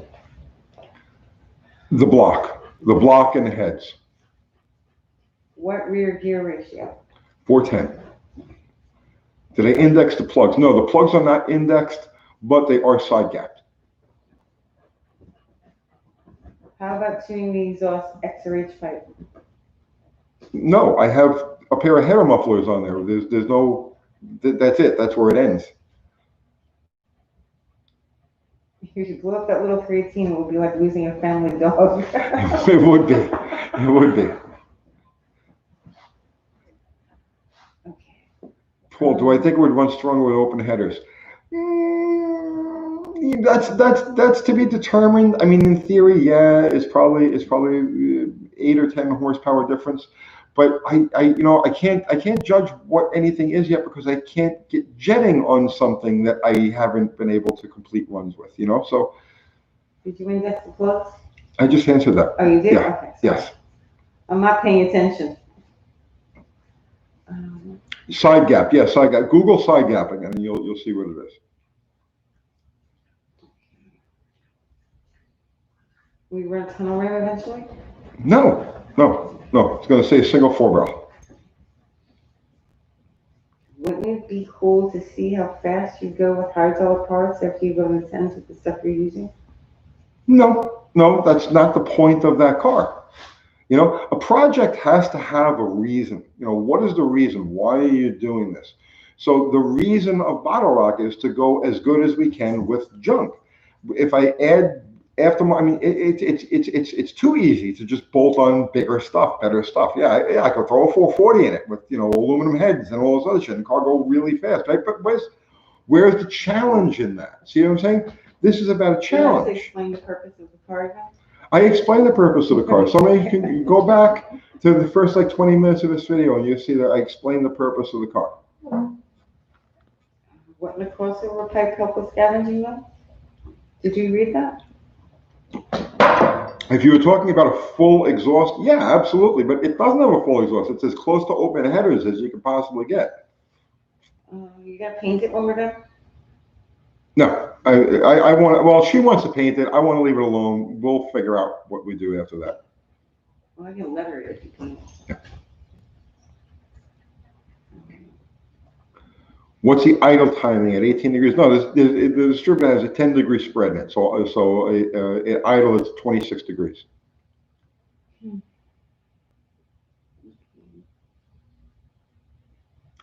DMC, if I remember correctly, you Glip 12 painted the inside of 318. No, not this motor. I didn't bother painting it because I was intending to blow it up. Do you use the factory adjustable rockers or non-adjustable? No, they're just regular stock rockers. Stamped hydraulic rockers. Thanks, Big Wayne. At some point, I may try solid lifters on that and go with the 273 rockers, but I want to see exactly how far I can go with the hydraulics.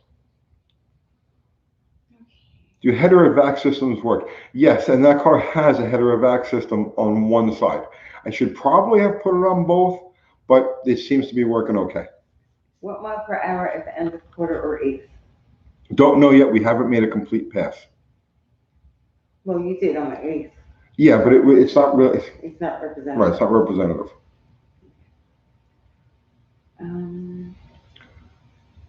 Sorry, you may have missed it. When I take manifold, it's a Holly Street Dominator.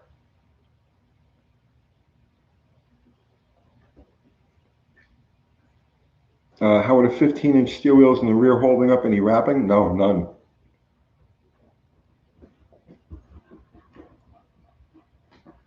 Wonder if the axles will hold? I don't think they will. No. I don't think the axle. I think that's the weak link of the car. Every time I take my foot off the clutch on that thing, I'm expecting to hear it go kick and kick sideways on me. But it hasn't yet. We'll see what happens. Maybe next time. Yeah, maybe next time. How's it start at 26? I mean, timing? Perfect. Turn the key, fires right up.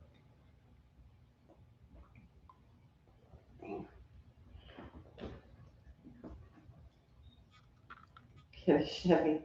What other parts would you want to put on the car? None. The car has all the parts it's gonna have. The rear and the quarter, 8 3/4. No, it's an 8 1/4.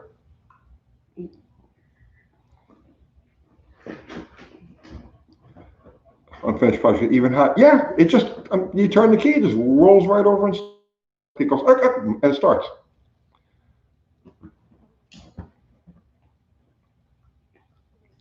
Take the body off bottle rocket to cut weight like Cletus McFarlane. Yeah, that's cute, but it's a unibody car. There is no frame.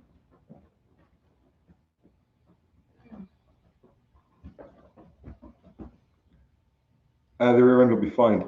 I don't know, man. I don't know. I think that's going to be the first thing we break is the rear. Now, not the rear, the axles. I think it's going to break an axle.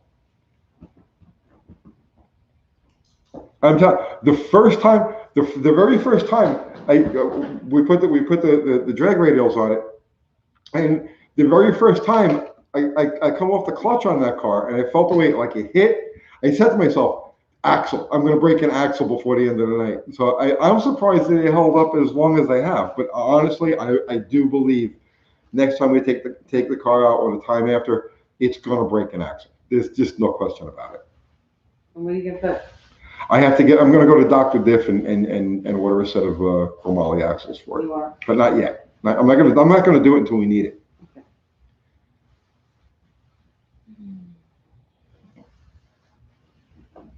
Do you have fine or coarse spline axles? The stock 27 spline, I don't even know what would you consider that, fine or coarse. Thanks, Steve Junker out. What is the compression ratio bottle rocket is running? It's approximately 8.99 to 1.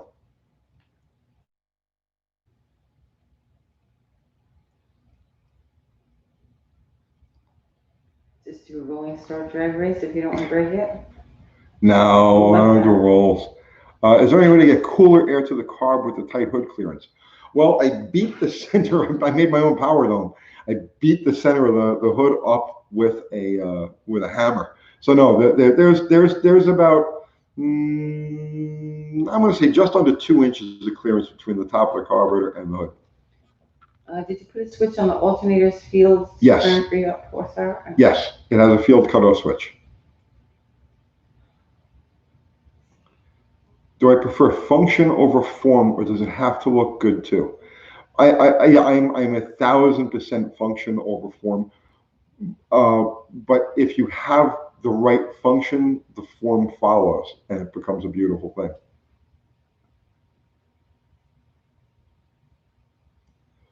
Will you ever run a non-Holley carbon bottle rocket?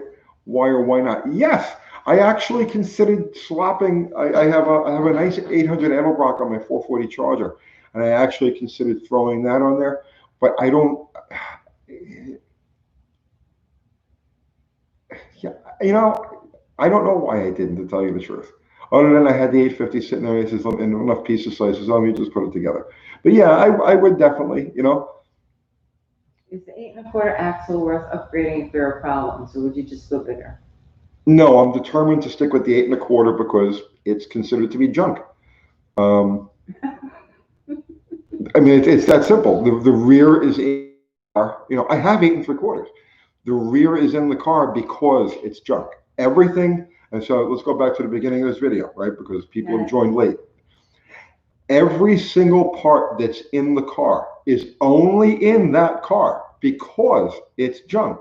The car itself is junk. Everything from bumper to bumper, from I mean, everything, 100% of it is junk. And that's how it's going to stay. That's the intended, that's why the car is. The car only exists because it's junk. See, does that make any sense? What flywheel? Stock 340 flywheel. Yeah, it's the same 8 1/4 used in the Jeep Cherokees. In the Carb jump rocket. Kind of like a roadkill car, huh? Yeah, kinda. Am I going to install a line lock? No. Installing anything that I can work around is completely against my religion. So I cannot imagine a situation that would make me put a line lock in that car or any car. I've never in my life had a line lock. I raced when I was younger. I raced stick cars forever, right? Never once had a line lock, and I couldn't ever imagine myself ever having one. Running electric or mechanical water pump? It's a mechanical pump, stock pump. Will you take the axles out to see if they've twisted on the splines before they're going back out? I actually put a white line on each axle, painted a white line on it so I could see if the axle itself was twisted. The splines, when they twist, you can see that right away. But yeah, I actually put a line on the axles so that I could read them and see. And I'm not going to pop them out now. It survived. We'll take it out to the track the next time and try it again. If it doesn't snap an axle the next time, yeah, I will inspect them. Sorry to ask, but what's the total cost of Bottle Rocket currently? Under 4,000. I did the math in my head real quick, and it comes to around $3,800. Most of that was the cam. Yeah, and 1,000 of that was the cam. Michael Baker sent you $10. Thank you, Michael. Videos and knowledge of learned a ton. This gear is for you. Thank you, brother man.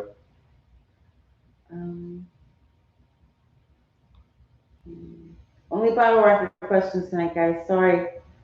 Sunday, we answer anything. Yeah. If you have any questions that aren't related directly to Bottle Rocket, please come by on Sunday night, 7 o'clock, and I'll be happy to answer any question you've got.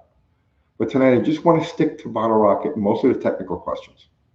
Because you had a lot of questions on the video, right? Yeah, got a lot on the video. And there's a lot of misunderstandings about what the car is, why we've done certain things, and so on and so forth. And that's why I wanted to do this.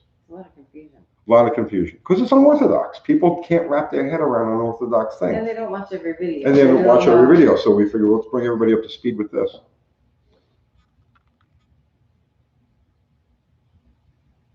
Tony even answers questions baking cakes on Sundays. That's right. Okay. Would you run a shorter tire? No, I don't want to. I like the 28s. I think it's a good size for the car. How will grip be affected when you add nitrous? Well, we're not going to spray it on the hole, out of the hole. I don't know where we'll start spraying it, but it won't be at the clutch drop. It'll probably be a few feet out. I don't know how far out, and I don't know how it's going to affect traction. And at that point, we'll start playing with tire pressure and air shock pressure and all those other things. But we're not at that point yet. How much boost run next time you're at the track? No boost. We haven't run any boost. Next time, yeah, no. There's no boost. There's no boost to have. We have nitrous on the car, but we haven't used it yet. The tank, the bottle is in the car only because of ballast. It's going to be in the car. So I don't want to change. So the bottle and everything is in the car. It's where it's mounted, but it's empty. It hasn't been filled yet.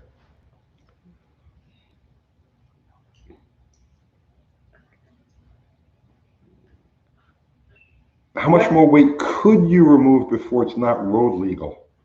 Not a lot, man. Not a lot. What has the most value on Bottle Rocket?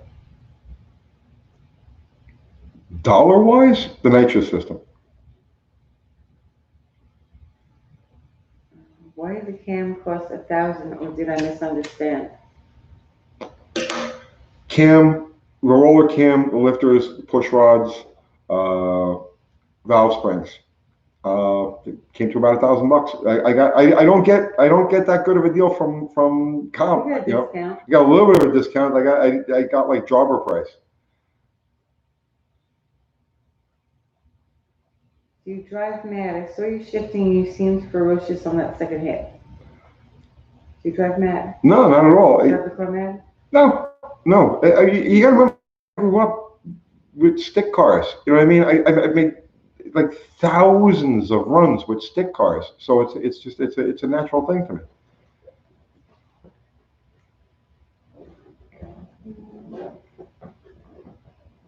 What did you do for the bell housing? Scatter shield? It's a scatter shield, yeah. And that has to be trimmed a little bit. There's probably about 3 pounds on the scatter shield that I can get rid of because I don't use a block saver plate, but all of the mounting for the blocks, the ears for the block saver plate are on there, so I'm going to take those off. What RPM are you leaving at? You know, good question. I don't even know. I was so busy, honestly, I was so busy focusing on the car rolling backwards, right? And to really pay attention to what RPM I was leaving at. I would guesstimate between 3,500 and 4,000 RPM is where I come off the clutch. Will the axles break before U-joints break? Should we have a pool? I think the nitrous should run best between 3,500 and out by 5,000, or is 3,500 too low of RPM to start? I don't know. I can't go. It's not like an automatic where you can really go by RPM. I don't know. I think I'll try spraying it about halfway through first. And the way I've got it set up is on the shifter, there's a momentary contact button that you operate with your finger. So this way I don't want to be spraying during the actual shift. So I can release that, pull the gear, and then come back down on it. So I'm anticipating spraying it about halfway through first and then motoring through. I think the axles will twist first.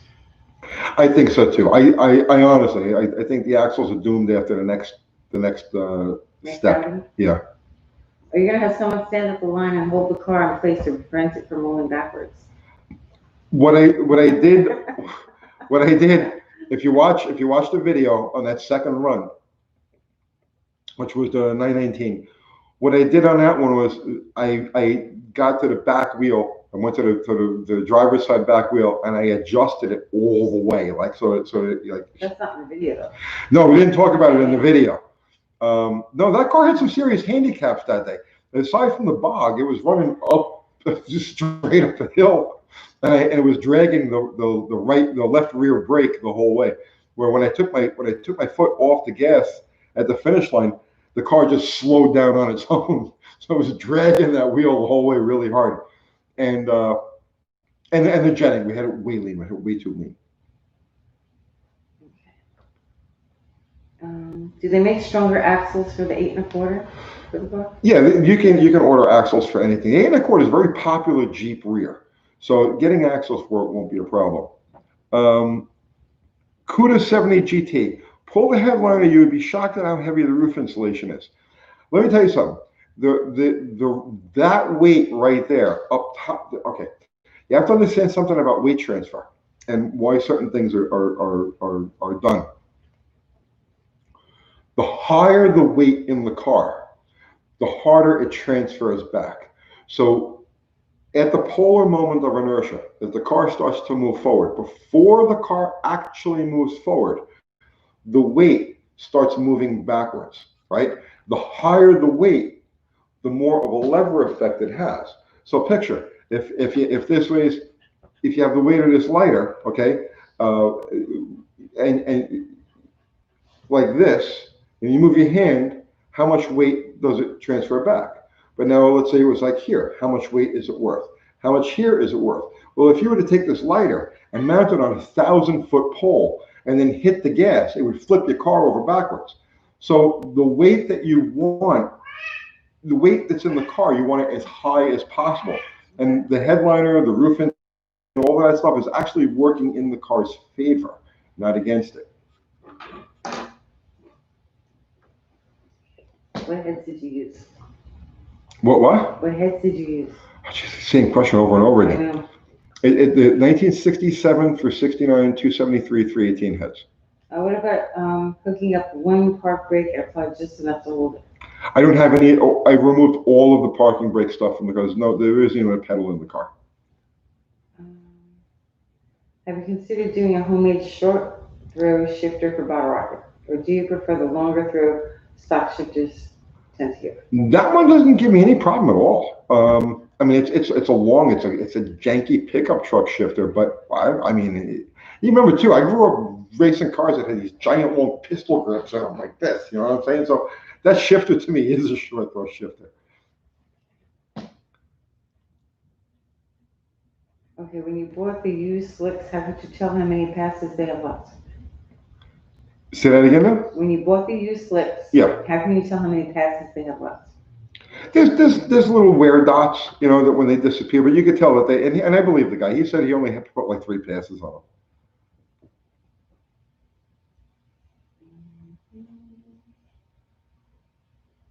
Why was the cam so expensive? Was it a custom grind? Yes, it was a custom grind.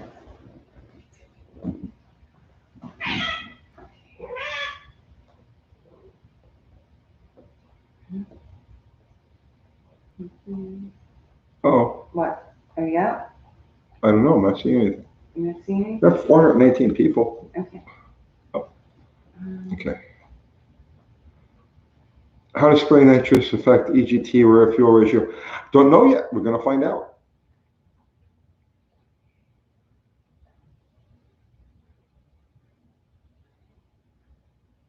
People do. The guy saying, David McCauley is saying, please do a print of Bottle Rocket like the painting over the couch will sell like hotcakes. People do love that car. I know I'm not the only one. There's something about it, you know? Maybe I will. Let's get into the sense first. Yeah. I might. Cam's expensive because it's a roller custom grinds, typically are no charge. What is that noise? I don't know. What RPM is a stock 318 bottom end good for? Well, it's the same as a 340 bottom end. But the thing is, it doesn't have the cylinder head. It'll run out of cylinder head before it runs out of ability to rev.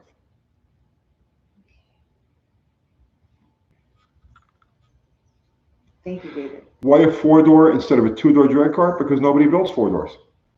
4 doors are considered junk, and that's the purpose of Bottle Rocket. Is junk. You just have to put it on a t-shirt. Everybody knows.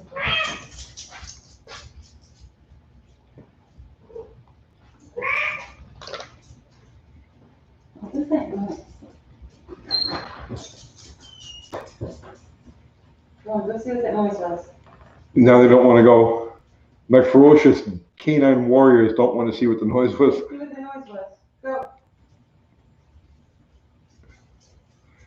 How much power do you think those heads on Bottle Rocket are good for?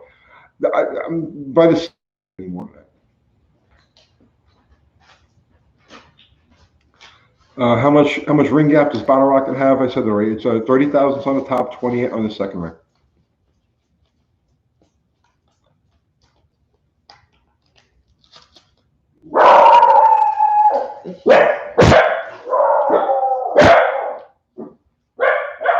By the way, just so we, people always talk about the shit about the 4-door. Why not build a 2-door drag car, right? You do realize that the 4-door sedan with that post in the center is as stiff and rigid a unibody as you could possibly get. If you take a 2-door a Mopar, right, and you jack up one corner of it, you can't open the doors. Bottle Rocket, you could jack up anything you want, and all the doors open and close, no problem. The 4-door is actually a superior drag car.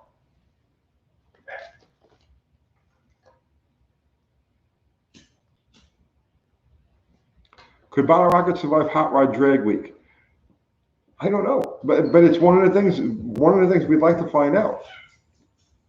Come in. Go ahead.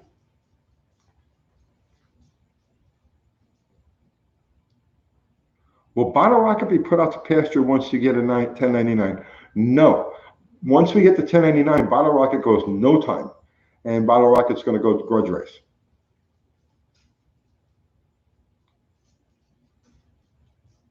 Bottle Rocket is a permanent member of the family, period, the end. I will die with that car in my possession.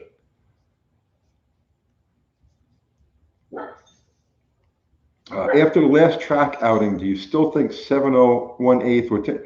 Yes. Did you watch the video? Do you see the bog after it right off the starting line? As soon as the clutch drops, there's a bog there. The bog is worth about 3/10 in the 60 foot. That 3/10 in the 60 foot is a second and a half at the 8th. So yeah, absolutely.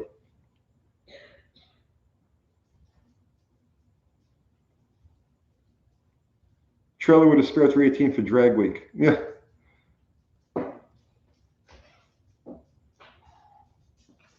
How much spring rate are you running in the front on Bottle Rocket? They're 6-cylinder bars.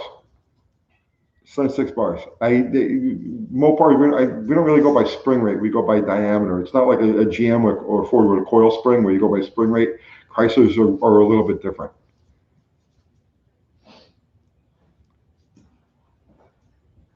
Silverbill, what was the story behind Bottle Rocket? What was it used for before you got it? It was just a guy's daily transportation. And if you go back, there's a whole Bottle Rocket playlist that goes from the day we picked up the car, the very day we picked up the car. So that'll explain pretty much everything. Who lasts longer, Maxwell or Bottle Rocket? Oh, that's a good question.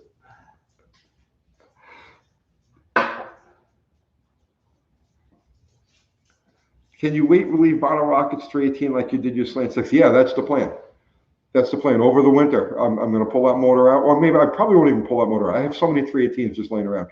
Over the winter, I'm going to take a block, a 318 block, and I am going to absolutely, yeah, I'm going to go nuts with it. Was there ever a chance of Bottle Rocket being a different car? Yes, yes. The original plan was to do this with a front-wheel drive Daytona. We were going to do this with a with a V6 front-wheel drive Dodge Daytona, and yeah, that deal went bad. And then like a few days later, I heard that Bottle Rocket was on its way to the to the salvage yard, so it wasn't called Bottle Rocket then. But yeah, but originally Bottle Rocket was supposed to be a front-wheel drive Dodge Daytona.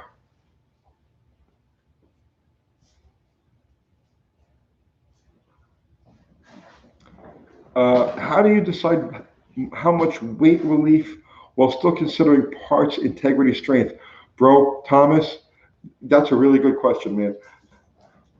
I study and meditate over every bit of a car, right? That's the only way I can explain it to you, right? It's like I take any bracket, any piece, component, or whatever, and I study it very carefully. And you can determine what was added, what parts of that casting or piece are there because of manufacturing, because of the way things have to be held in certain positions to be machined or assembled. Like for instance, give you an example. Give you an example. Like you talk about fender bolts, okay? So a fender bolt is always much longer than it needs to be because as they're assembling the car, you have to find that the bolt goes into the hole and you got to like move it around to find the fastener to tighten it up against, right? So those bolts are always extra long for assembly line expediency. So if you look at the purpose of the bolt, what it actually has to do, you can get away with a bolt that's 1/3 the length of the one that actually went in there. Now, if you take that concept and you go from bumper to bumper and you do it to every bit of the car, yeah, one bolt doesn't weigh very much. But by the time you're done doing it, it's 10 pounds of extra metal.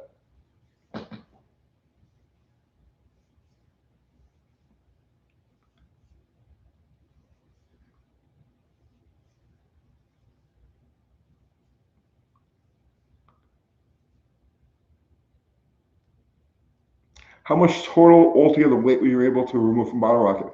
When I first got Bottle Rocket, it was completely intact and immobile, so I didn't get a weight on it. I didn't have scales handy, but I'm gonna guesstimate that it was right around 3,800 pounds, and right now it's at 3,079 pounds. So do the math.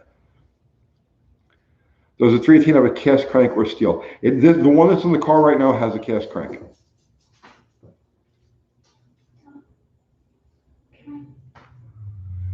Hey, don't 273 and early 318 have a smaller rod than the mid 70s 318? They do. Does it have an aluminum radiator? No, it has a stock radiator, the original radiator. And it's a big, heavy one.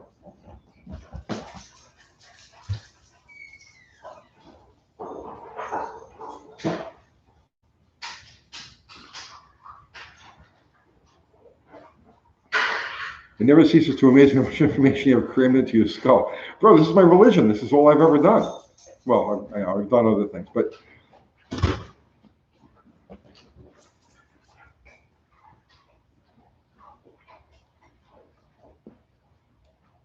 Would there be any benefit to adding a hood scoop to bottle rocket for any ram air effect or air cooling scoops or anything? No, yeah, there would definitely be a positive effect to adding it, but it would blow the whole kind of like, look of the car, the purpose of the car.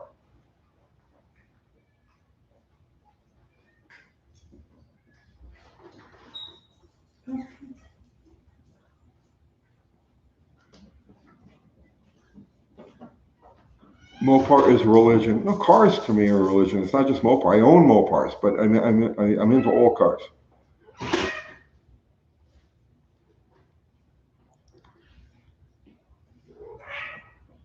What is wet versus dry spray? Get that? It sounds obvious, but I don't know. Nitrous bottle rocket will be dry, right? No, a bottle rocket will be wet. A dry shot is only good for a very small. Dry shot means that you're not adding any extra fuel to it, and you can't do a dry shot on a carbureted car. You can do a dry shot on a computer-controlled, fuel-injected car, but you can only go like 50 or 75 horsepower, a very small shot dry on one of those. You can't do it with a carbureted engine. With a carbureted engine, you have to physically add gasoline. That's the difference between wet and dry. Dry has no gasoline added, and wet does have gasoline added.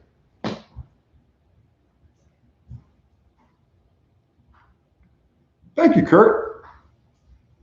Down payment for my next rear axle. I'm telling you, that's the weak link. That's the weak link. It's going to break an axle.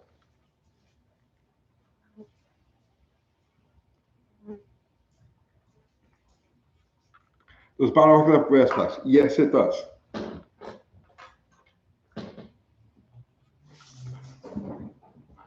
What can be done to take weight off the brakes? Just using the thinnest drums you can. I mean, and in our case, we're going to be switching from the discs that are on the car now to drums.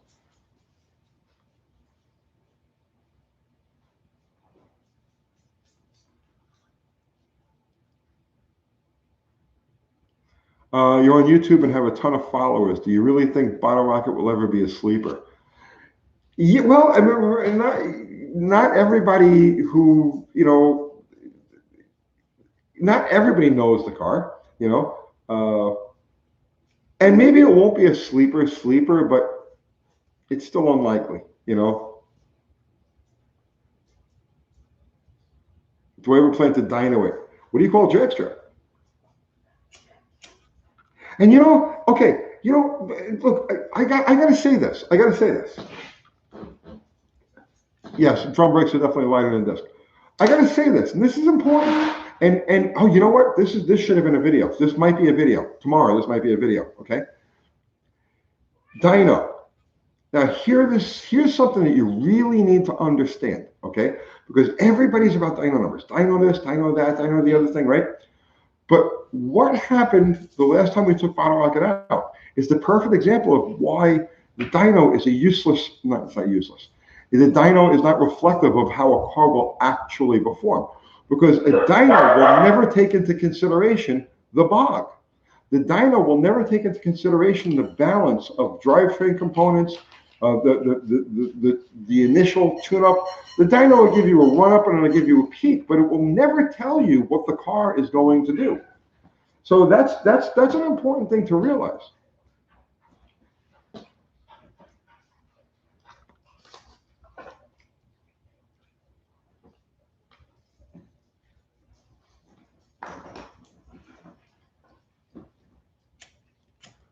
How do I make videos? We draw them really fast in color, and it appears that we actually make a video.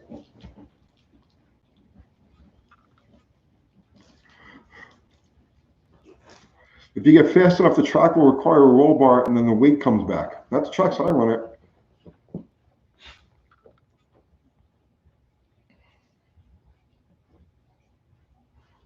Yes, Unity, exactly right.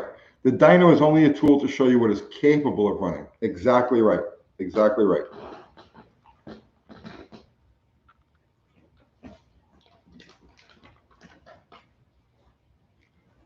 How much nitrous have you given Bottle Rocket? Nothing.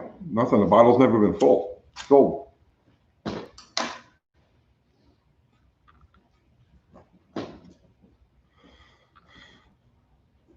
Bottle Rocket is already a sleeper. It's a four-door sedan with a small block 318. It's surprisingly quick. That's a sleeper to me. It may not run with a Hellcat, but it's a sleeper for a 318. It will run with a Hellcat. Don't kid yourself one bit. That thing will absolutely run with Hellcats. Not yet, but it will.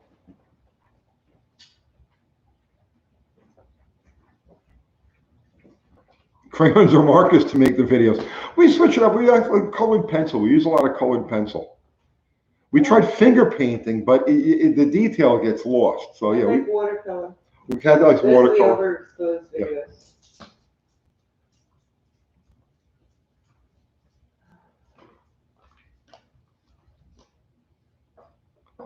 Are you always going to stay small block with Bottle Rocket? Or Bottle Rocket will always have a 318.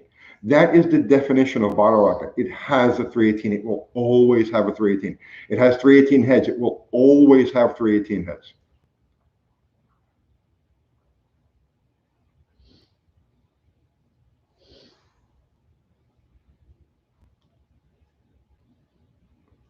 What's your favorite Mopar drag engine to work with for 225 or 426 Hemi? I want to know.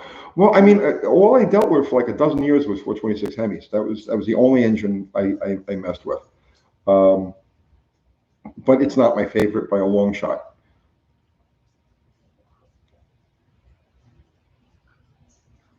Do you think there's room for improvement relative to shift points, or are you satisfied? I have no idea what the shift points are going to be yet because we haven't.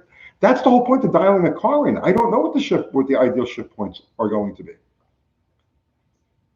I'll give you an example with that, right? Like when I was doing the Mustang thing 30 years ago, okay? When I tried to run it like a Mopar, the car fell on its face, it wouldn't run.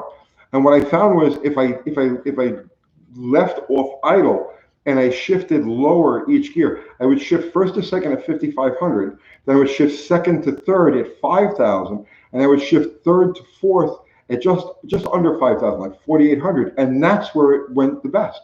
But this car, I don't know what this car wants yet. It'll tell me what it wants as we go down the road. Remember, this last Saturday was the very first test and tune on it. So I don't know yet. There's a lot of things I don't know yet. I'm learning, and as I learn, I'm passing it on. And that's what these videos are about.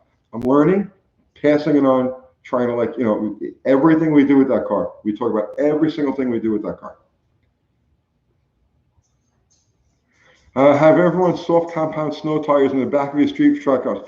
Yes. I used to run soft compound snow tires a lot, especially like on Fountain Avenue. Yeah, they worked really good.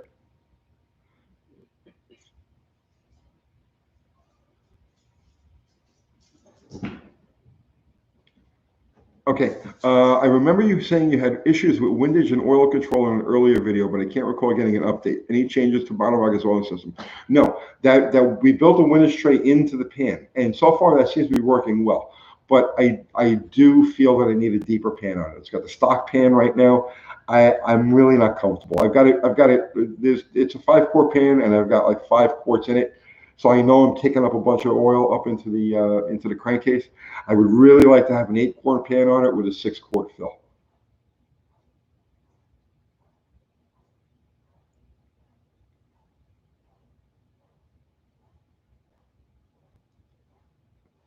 How about jacking the back of the hood and blocking off the cowl vents?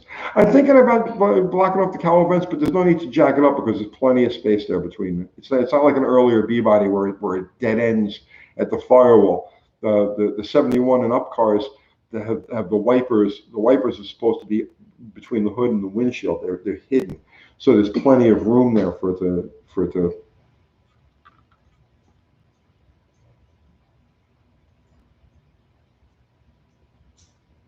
Bigger oil pan like a mile down will help with some undercar too. Yeah, Joseph, you're probably right.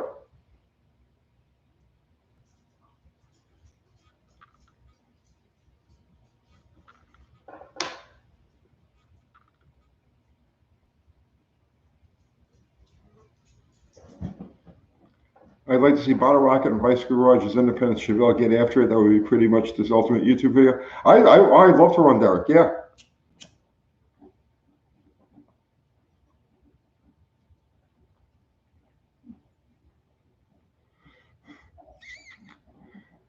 is going with the 318 swirl port or 318 Magnum heads on the table. I think they're lighter as well. They're not lighter. The 318 swirl port heads, the 302 castings, that's a low RPM head. That's intended to work at low RPM. 2,000, 3,000 RPM is where that swirl effect happens. Beyond that, they're pretty much exactly the head that I've got on the car now. Magnum heads, will ever put Magnum heads on it? I will never put Magnum heads on it for one reason. They're popular and they work. They'll never find their way in the car. You mean they're not junk? Right, they're not junk. Who's this Brian Cabral guy talking shit about? You never heard such a knowledgeless dipshit. The guy clearly, well, he knows something. He's got to know something. I don't know what it is. What was the best speed? Tested 2 months? Like 75. Yeah, like 75 miles an hour. How would you set up Bottle Rocket differently if you were just going street racing? The setup, I don't think I would make anything different on the setup. I think I would go back to the vacuum. I think I would stick with the vacuum secondary carburetor just to make it easier to get out of the hole. But I really don't. I don't think I'd make any changes. What about poly 318 heads? No, just the regular 318 LA casting heads, the ones that everybody takes off the car and throws away. Those are the ones that are on the car. Those are the ones that are staying on the car. And I am not putting bigger valves in it. It will run with the stock size valves. God forbid you put something that works on Bottle Rocket. You're missing the point of Bottle Rocket, you fucking moron. No. What? He's joking. He's kidding. Oh. He's got a smiley face. Oh. Don't yell at him. I'm sorry. I take that back. Google sucks. I'm sure you're okay. I'm sorry. He's joking with you. I didn't see the smiley face. Yeah, no, he's joking. Yeah. He knows. Okay. Being sarcastic. Sarcasm doesn't translate sometimes. Well, if you miss the smiley face, you don't get the sarcasm. Yeah.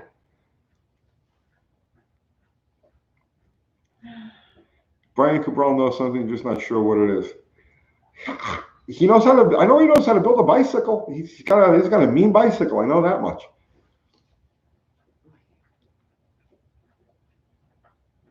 Do I sell artwork? No, not anymore. Let's see. We love you, Google sucks. Let's see. Uncle Kathy has the best laugh ever. Smiley face makes it okay. Absolutely.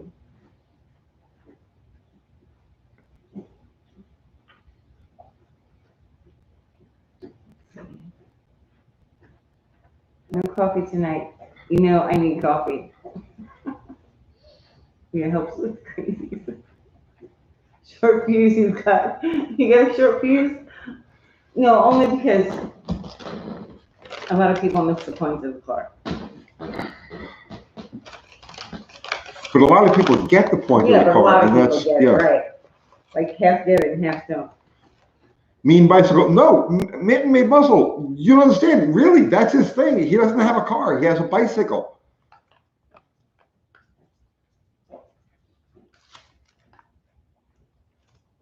Okay, did you custom fabricate the clutch linkage? Yes. The pedal and everything is all custom fabricated. Is it working well now? Yeah, it works perfect. That's one thing I would do differently. And I probably will do it differently before we take the car out again. I need to change the ratio just a hair on the clutch on the clutch pedal. $50. Jay Mankey, thank you so much. Jay Mankey. Now you can put an oil pan on your car. Oh, you're awesome, brother, man. Thank you. What did you wind up using for clutch linkage? I remember you doing that half job with the pedals, but nothing else. I used a, oh God, what did I use? I used a pickup truck Z-bar, and the clutch rod is also, but it's a pickup truck Z-bar and push rod. It's like a Cuban build. Yeah, it's a little bit of everything. It's a mixed bag of clutch componentry, but it works perfect. You can see that you can snap off a power shift, no problem with it. So. Any plans for road lifters from the 80s on Bottle Rocket? No, it's got hydraulic rollers on it. I may go to solid roller at some point.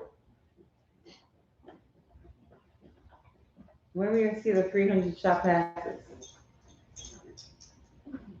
After we've got the car sorted out and running the way it's supposed to, normally aspirated, we'll start spraying it.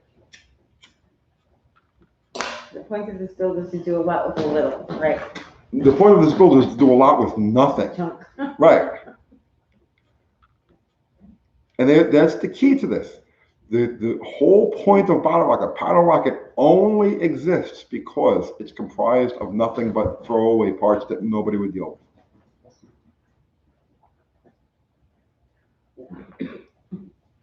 Hi. Why did you run a manual instead of a built 727 bottle rocket? Do you like sticks over autos for drag racing? I prefer an auto to stick or for drag racing, but due to the nature of the car, I didn't want to play converter roulette. You know, try this converter, try that converter. I didn't want to deal with that. To me, it's so much easier to just use the clutch, deal with the clutch. Does it lose traction at 88 miles per hour? What are you doing? The light at 88 miles an hour. I'm not really sure what happens after that.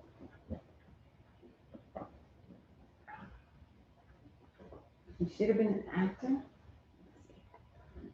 Manual is lighter. Yes. That's the other thing too. Aside from not having to deal with converter, there's less parasitic loss through the manual transmission. And the overdrive, you know, we can drive the car. The car is completely functional. Like I said, so you can get in that car, put street tires on the back of it. You can get in that car, drive it anywhere. It's a kit. It runs. When I tell you, it's a happy car to just like motor down the road with. It's flawless as far as that goes. If you really wanted to do bottle rocket with nothing, you should have used Luna's junk engine. He's laughing, smiley face. Another smiley face. Okay. Okay. All right. Would you ever take bottle rocket on hot rod power? Power tour, no, but definitely drag week if it ever happens again.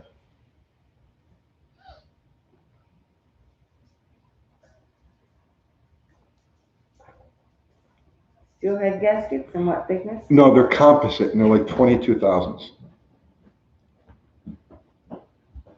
And the only reason I couldn't find any steel head gaskets when I put the thing together. Otherwise, it would have steel head gaskets. Hey, man. Have you ditched the wipers and wiper motor as part of the weight saving? Yes. Yes. Okay, what are your goals for the next track outing? I'd like to see an 850 out of it the next time.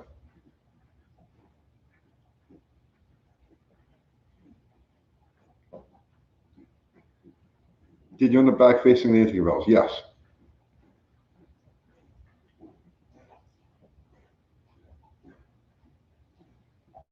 So, you have a plan? Would I fit a gear vendor's overdrive underdrive unit? No. I've got overdrive in there now. What was that, baby? I said, you have a plan? The next time out? I'm trying. Well, the carburetor is the plan. Okay.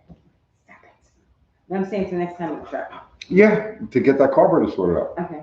You gonna change the oil pan? No, not the next time. We'll do Okay. over the winter. We'll make all those changes. Okay. I'm hoping the axles hold out to the winter time also. Would you fit the gear vendors under? I answered that already. Okay. Willie is distracted. Ditch the heater core and blower, and no, they're already gone. There's no heater box in the car. There's nothing like that. Yeah, absolutely. What? When are you going to Buffalo Valley to race again? I don't know if we're going to do Buffalo Valley again. I think I'm going to try the Hill. I think we're going to try Music City. Mostly because running uphill, like really running uphill at Buffalo Valley, it's like. I'm still tired from walking one end of the track to the other. It may not seem like a big deal, but it's a problem. So I think we're gonna try Music City next time. Google Stuck says wipers on. Yes, wipers are gone. You should take the crash bars out of the doors. It's a 72. There are no crash bars in the doors.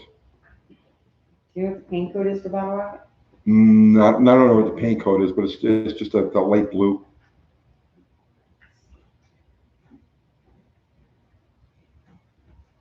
On the dyno, I've seen draining a quart of oil gain 5 horsepower over 5,500 RPM.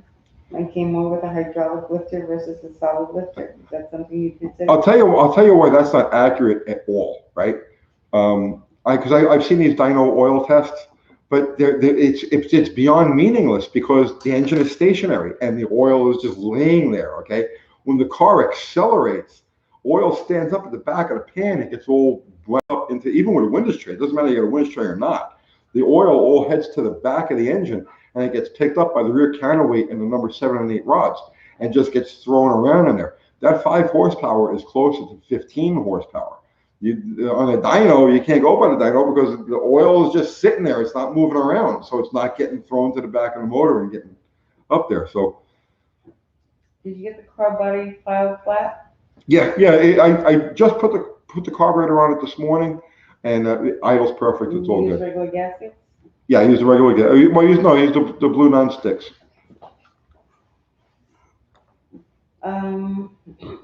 What spares will you take on your next drive day? What spares will I take? Yeah. I didn't take any spares with me this time. I probably won't take any spares next time. Have you put it on scales? Yes. Currently, as it sits right now, it's 3,079 pounds with 2 gallons of gas in it. How do you deal with failure? Step up to do better or just cave? Oh, I cave. Anytime I come up against any sort of obstacle, I shut down inside. I spend a lot of time, in this position.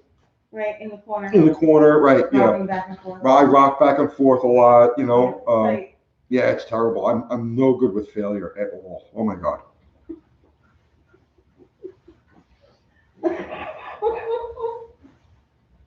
Can I hear you? Please save the non-bottle questions for Sundays.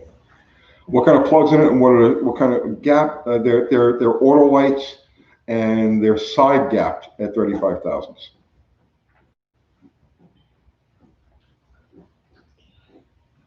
Have you waxed it? I've heard that makes them faster.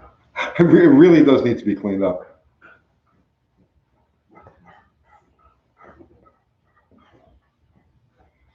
Is draining a quart of oil something you'd consider or think?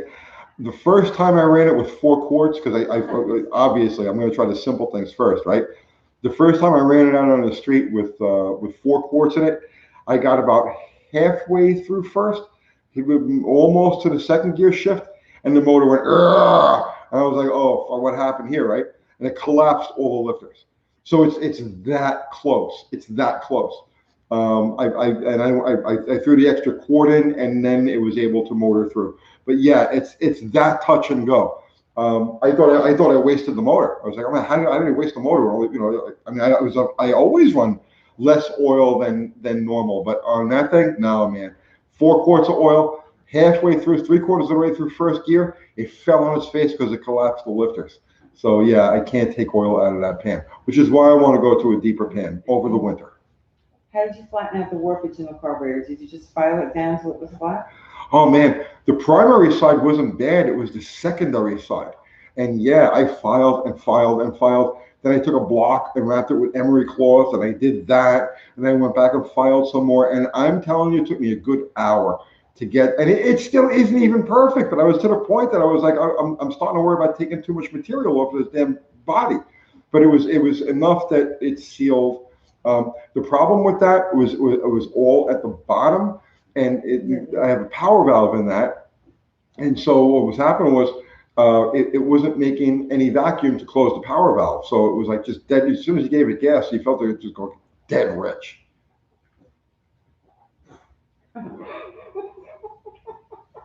What's that? What's so funny? Okay, Cabral. Is baby bottle rocket powerful enough to pull my last tooth out? Bro, it'll pull those spider tattoos right off the back of your fingers. I know it's not in the plan, but how much weight is in the rear seat and switching to a single bucket for driver? First off, the bench seat is lighter than buckets, the stock ones. I've already trimmed weight out of the seat, like any extraneous springs or you know, I actually spent a good amount of time figuring out what will make this seat still remain functional. That I could put 6 people in this car, because you put 6 people in that car and just drive down the road. And what is not necessary. So I actually spent some time, and I got about 3 pounds out of the back seat, and I got about a pound out of the front seat. What size tires does Borrower gonna have, and are you gonna put bigger tires on? No, Rear? that's the biggest tire that it's going to get. They're 9x28s. Okay, you done for the night? You've been up a long time. I know, we saw 384 people on. I only want to do it for an hour. I know, I only wanted to do it for an hour. We're on a roll, though. You're on a roll. Well, I mean, there's a lot of people on. Well, if they have questions, answer, but I think that's it. Maybe. I know. Did we run out of questions? Yeah, we're out of questions. Oh my God. Yeah. Lily wants to talk to you. Lily wants to talk to me. Hey, Lily. You always use your beautiful. She almost kissed you. I know she almost kissed me. Oh, yeah, Darla, I know. Side gaps? Yes, side gap.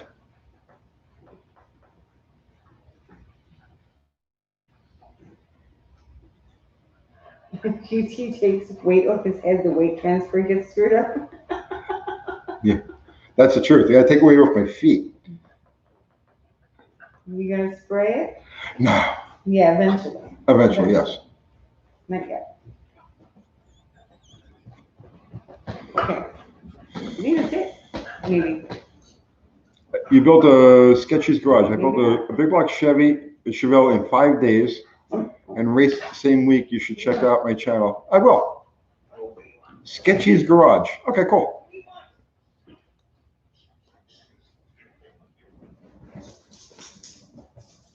Oh, is somebody getting too much attention? What is side gapped? It's when you trim the ground strap back to expose the electrode. The electrode, you know, the ground strap, you know, the ground strap comes up and it goes like this over the center electrode. That's done to shield the electrode from like carbon and debris, you know, running debris. But on a high performance engine, you don't really worry about stuff like that. The plugs won't be in there long enough to actually be having a detrimental effect. So what you do is you trim away that part of the ground strap so that the electrode is exposed and the spark has to jump to the side instead of straight up. And it does make a difference. There's a few horsepower there.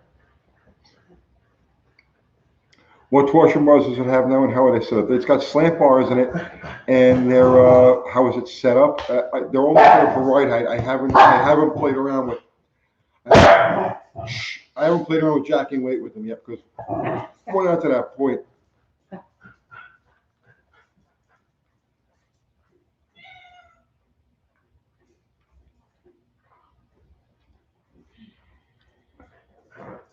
Gets you a bigger spark. Yes. No, it doesn't give you a bigger spark. It gives you the same spark, but the spark is more exposed.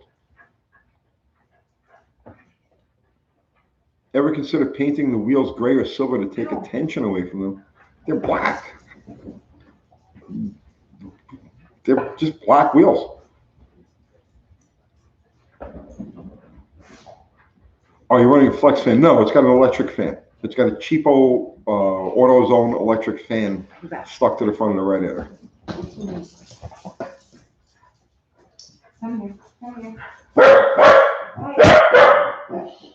Side gap better for nitrous. Side gap is better for any performance application.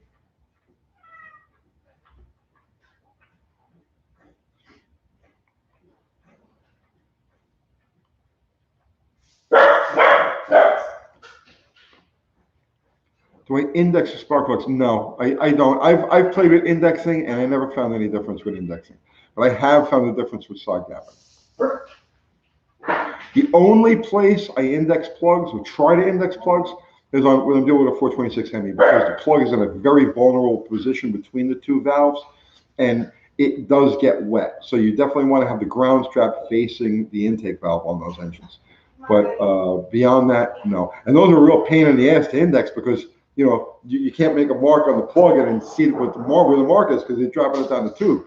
So when you index the plugs on a 426 Hemi, you have to have your mark on the plug wrench, on the plug socket, on the extension.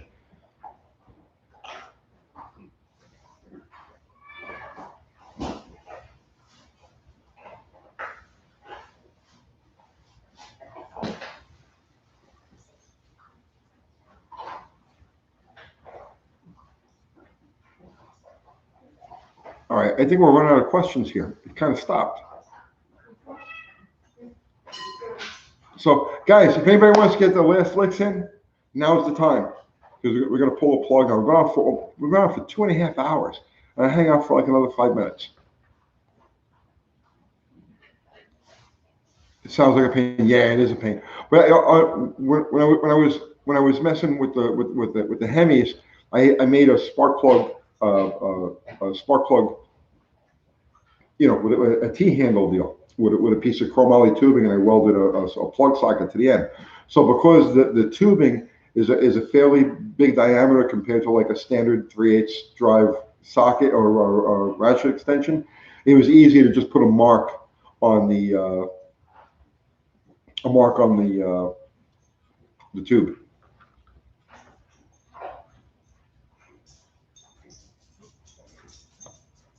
Sketchy. I'm trying to keep up the hard work, man.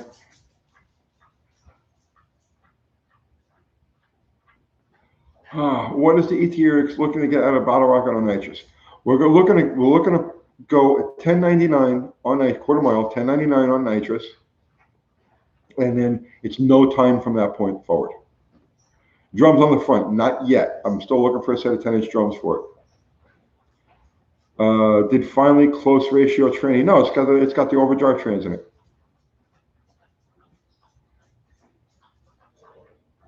Oh, good night, Paul. Thanks for joining us. Kurt, thank you. Good night, my brother. Will I get it fast enough to need a cage? Yes, but I'm not putting one in. Do you really like 318s over 440s still? I have 440s. I have 318s. I like playing with the 318 more than I like playing with the 440. I like playing with Slate 6s more than I like playing with V8s.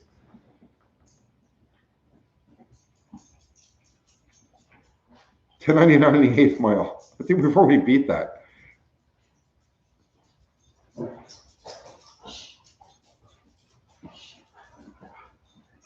Is the flywheel lightened? No, it's not lightened.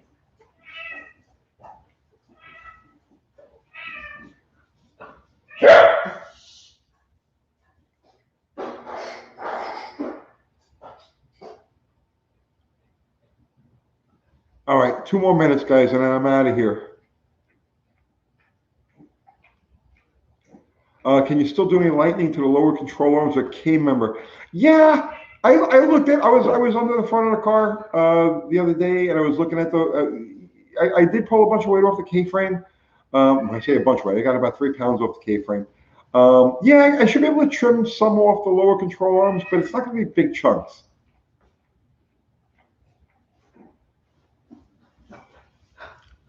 Should you be crazy fast on spray? Would you do anything different to the rear end? Yeah, it's going to need axles. We're going to put chromoly axles in it. Foobar, thank you for posting that link to the merch. That's Uncle Tony's Garage. What Foobar just posted there. UncleTony'sGarage.com. We've got hats, T-shirts, stickers, all sorts of like stuff, and greatly appreciated. For any support that comes that way.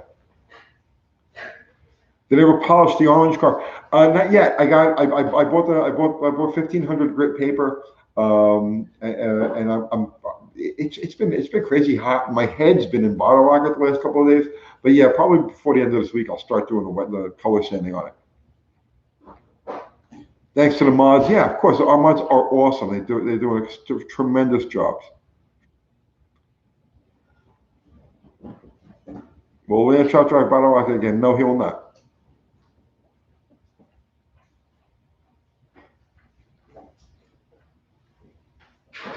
And the thing with Lamb Chop has nothing at all to do with what happened on the track.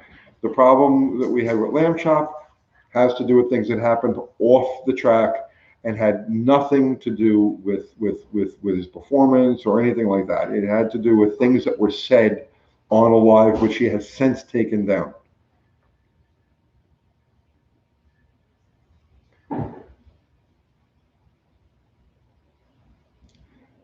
Good night, Chainsaw. Yeah, that's my favorite too.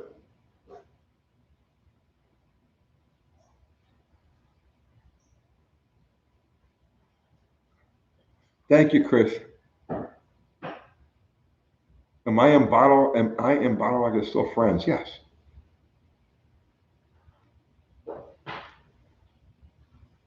Have I ever considered imports? I would give a nut to work on an import. I just don't have any, and I'm not going to buy one. Buffalo Campos checking out. All right, guys, listen. Ari, Fubar, John are fantastic mods on this channel. Thank you so much. I appreciate it. Thank you, everybody who joined us tonight. Thank you for everybody who's all the super chats. Those things are great. They keep the wheels turning here. Greatly appreciate everything. And and that's it for now. So we'll be back on again Sunday night, 7 o'clock, our usual time. Buffalo Campo joins us over there, and some other guy, John Wilburn, came by this last Sunday. So yeah. But anyway, again, everybody, thank you so much for joining us, and I'll see you tomorrow. Yeah. All right. Good night.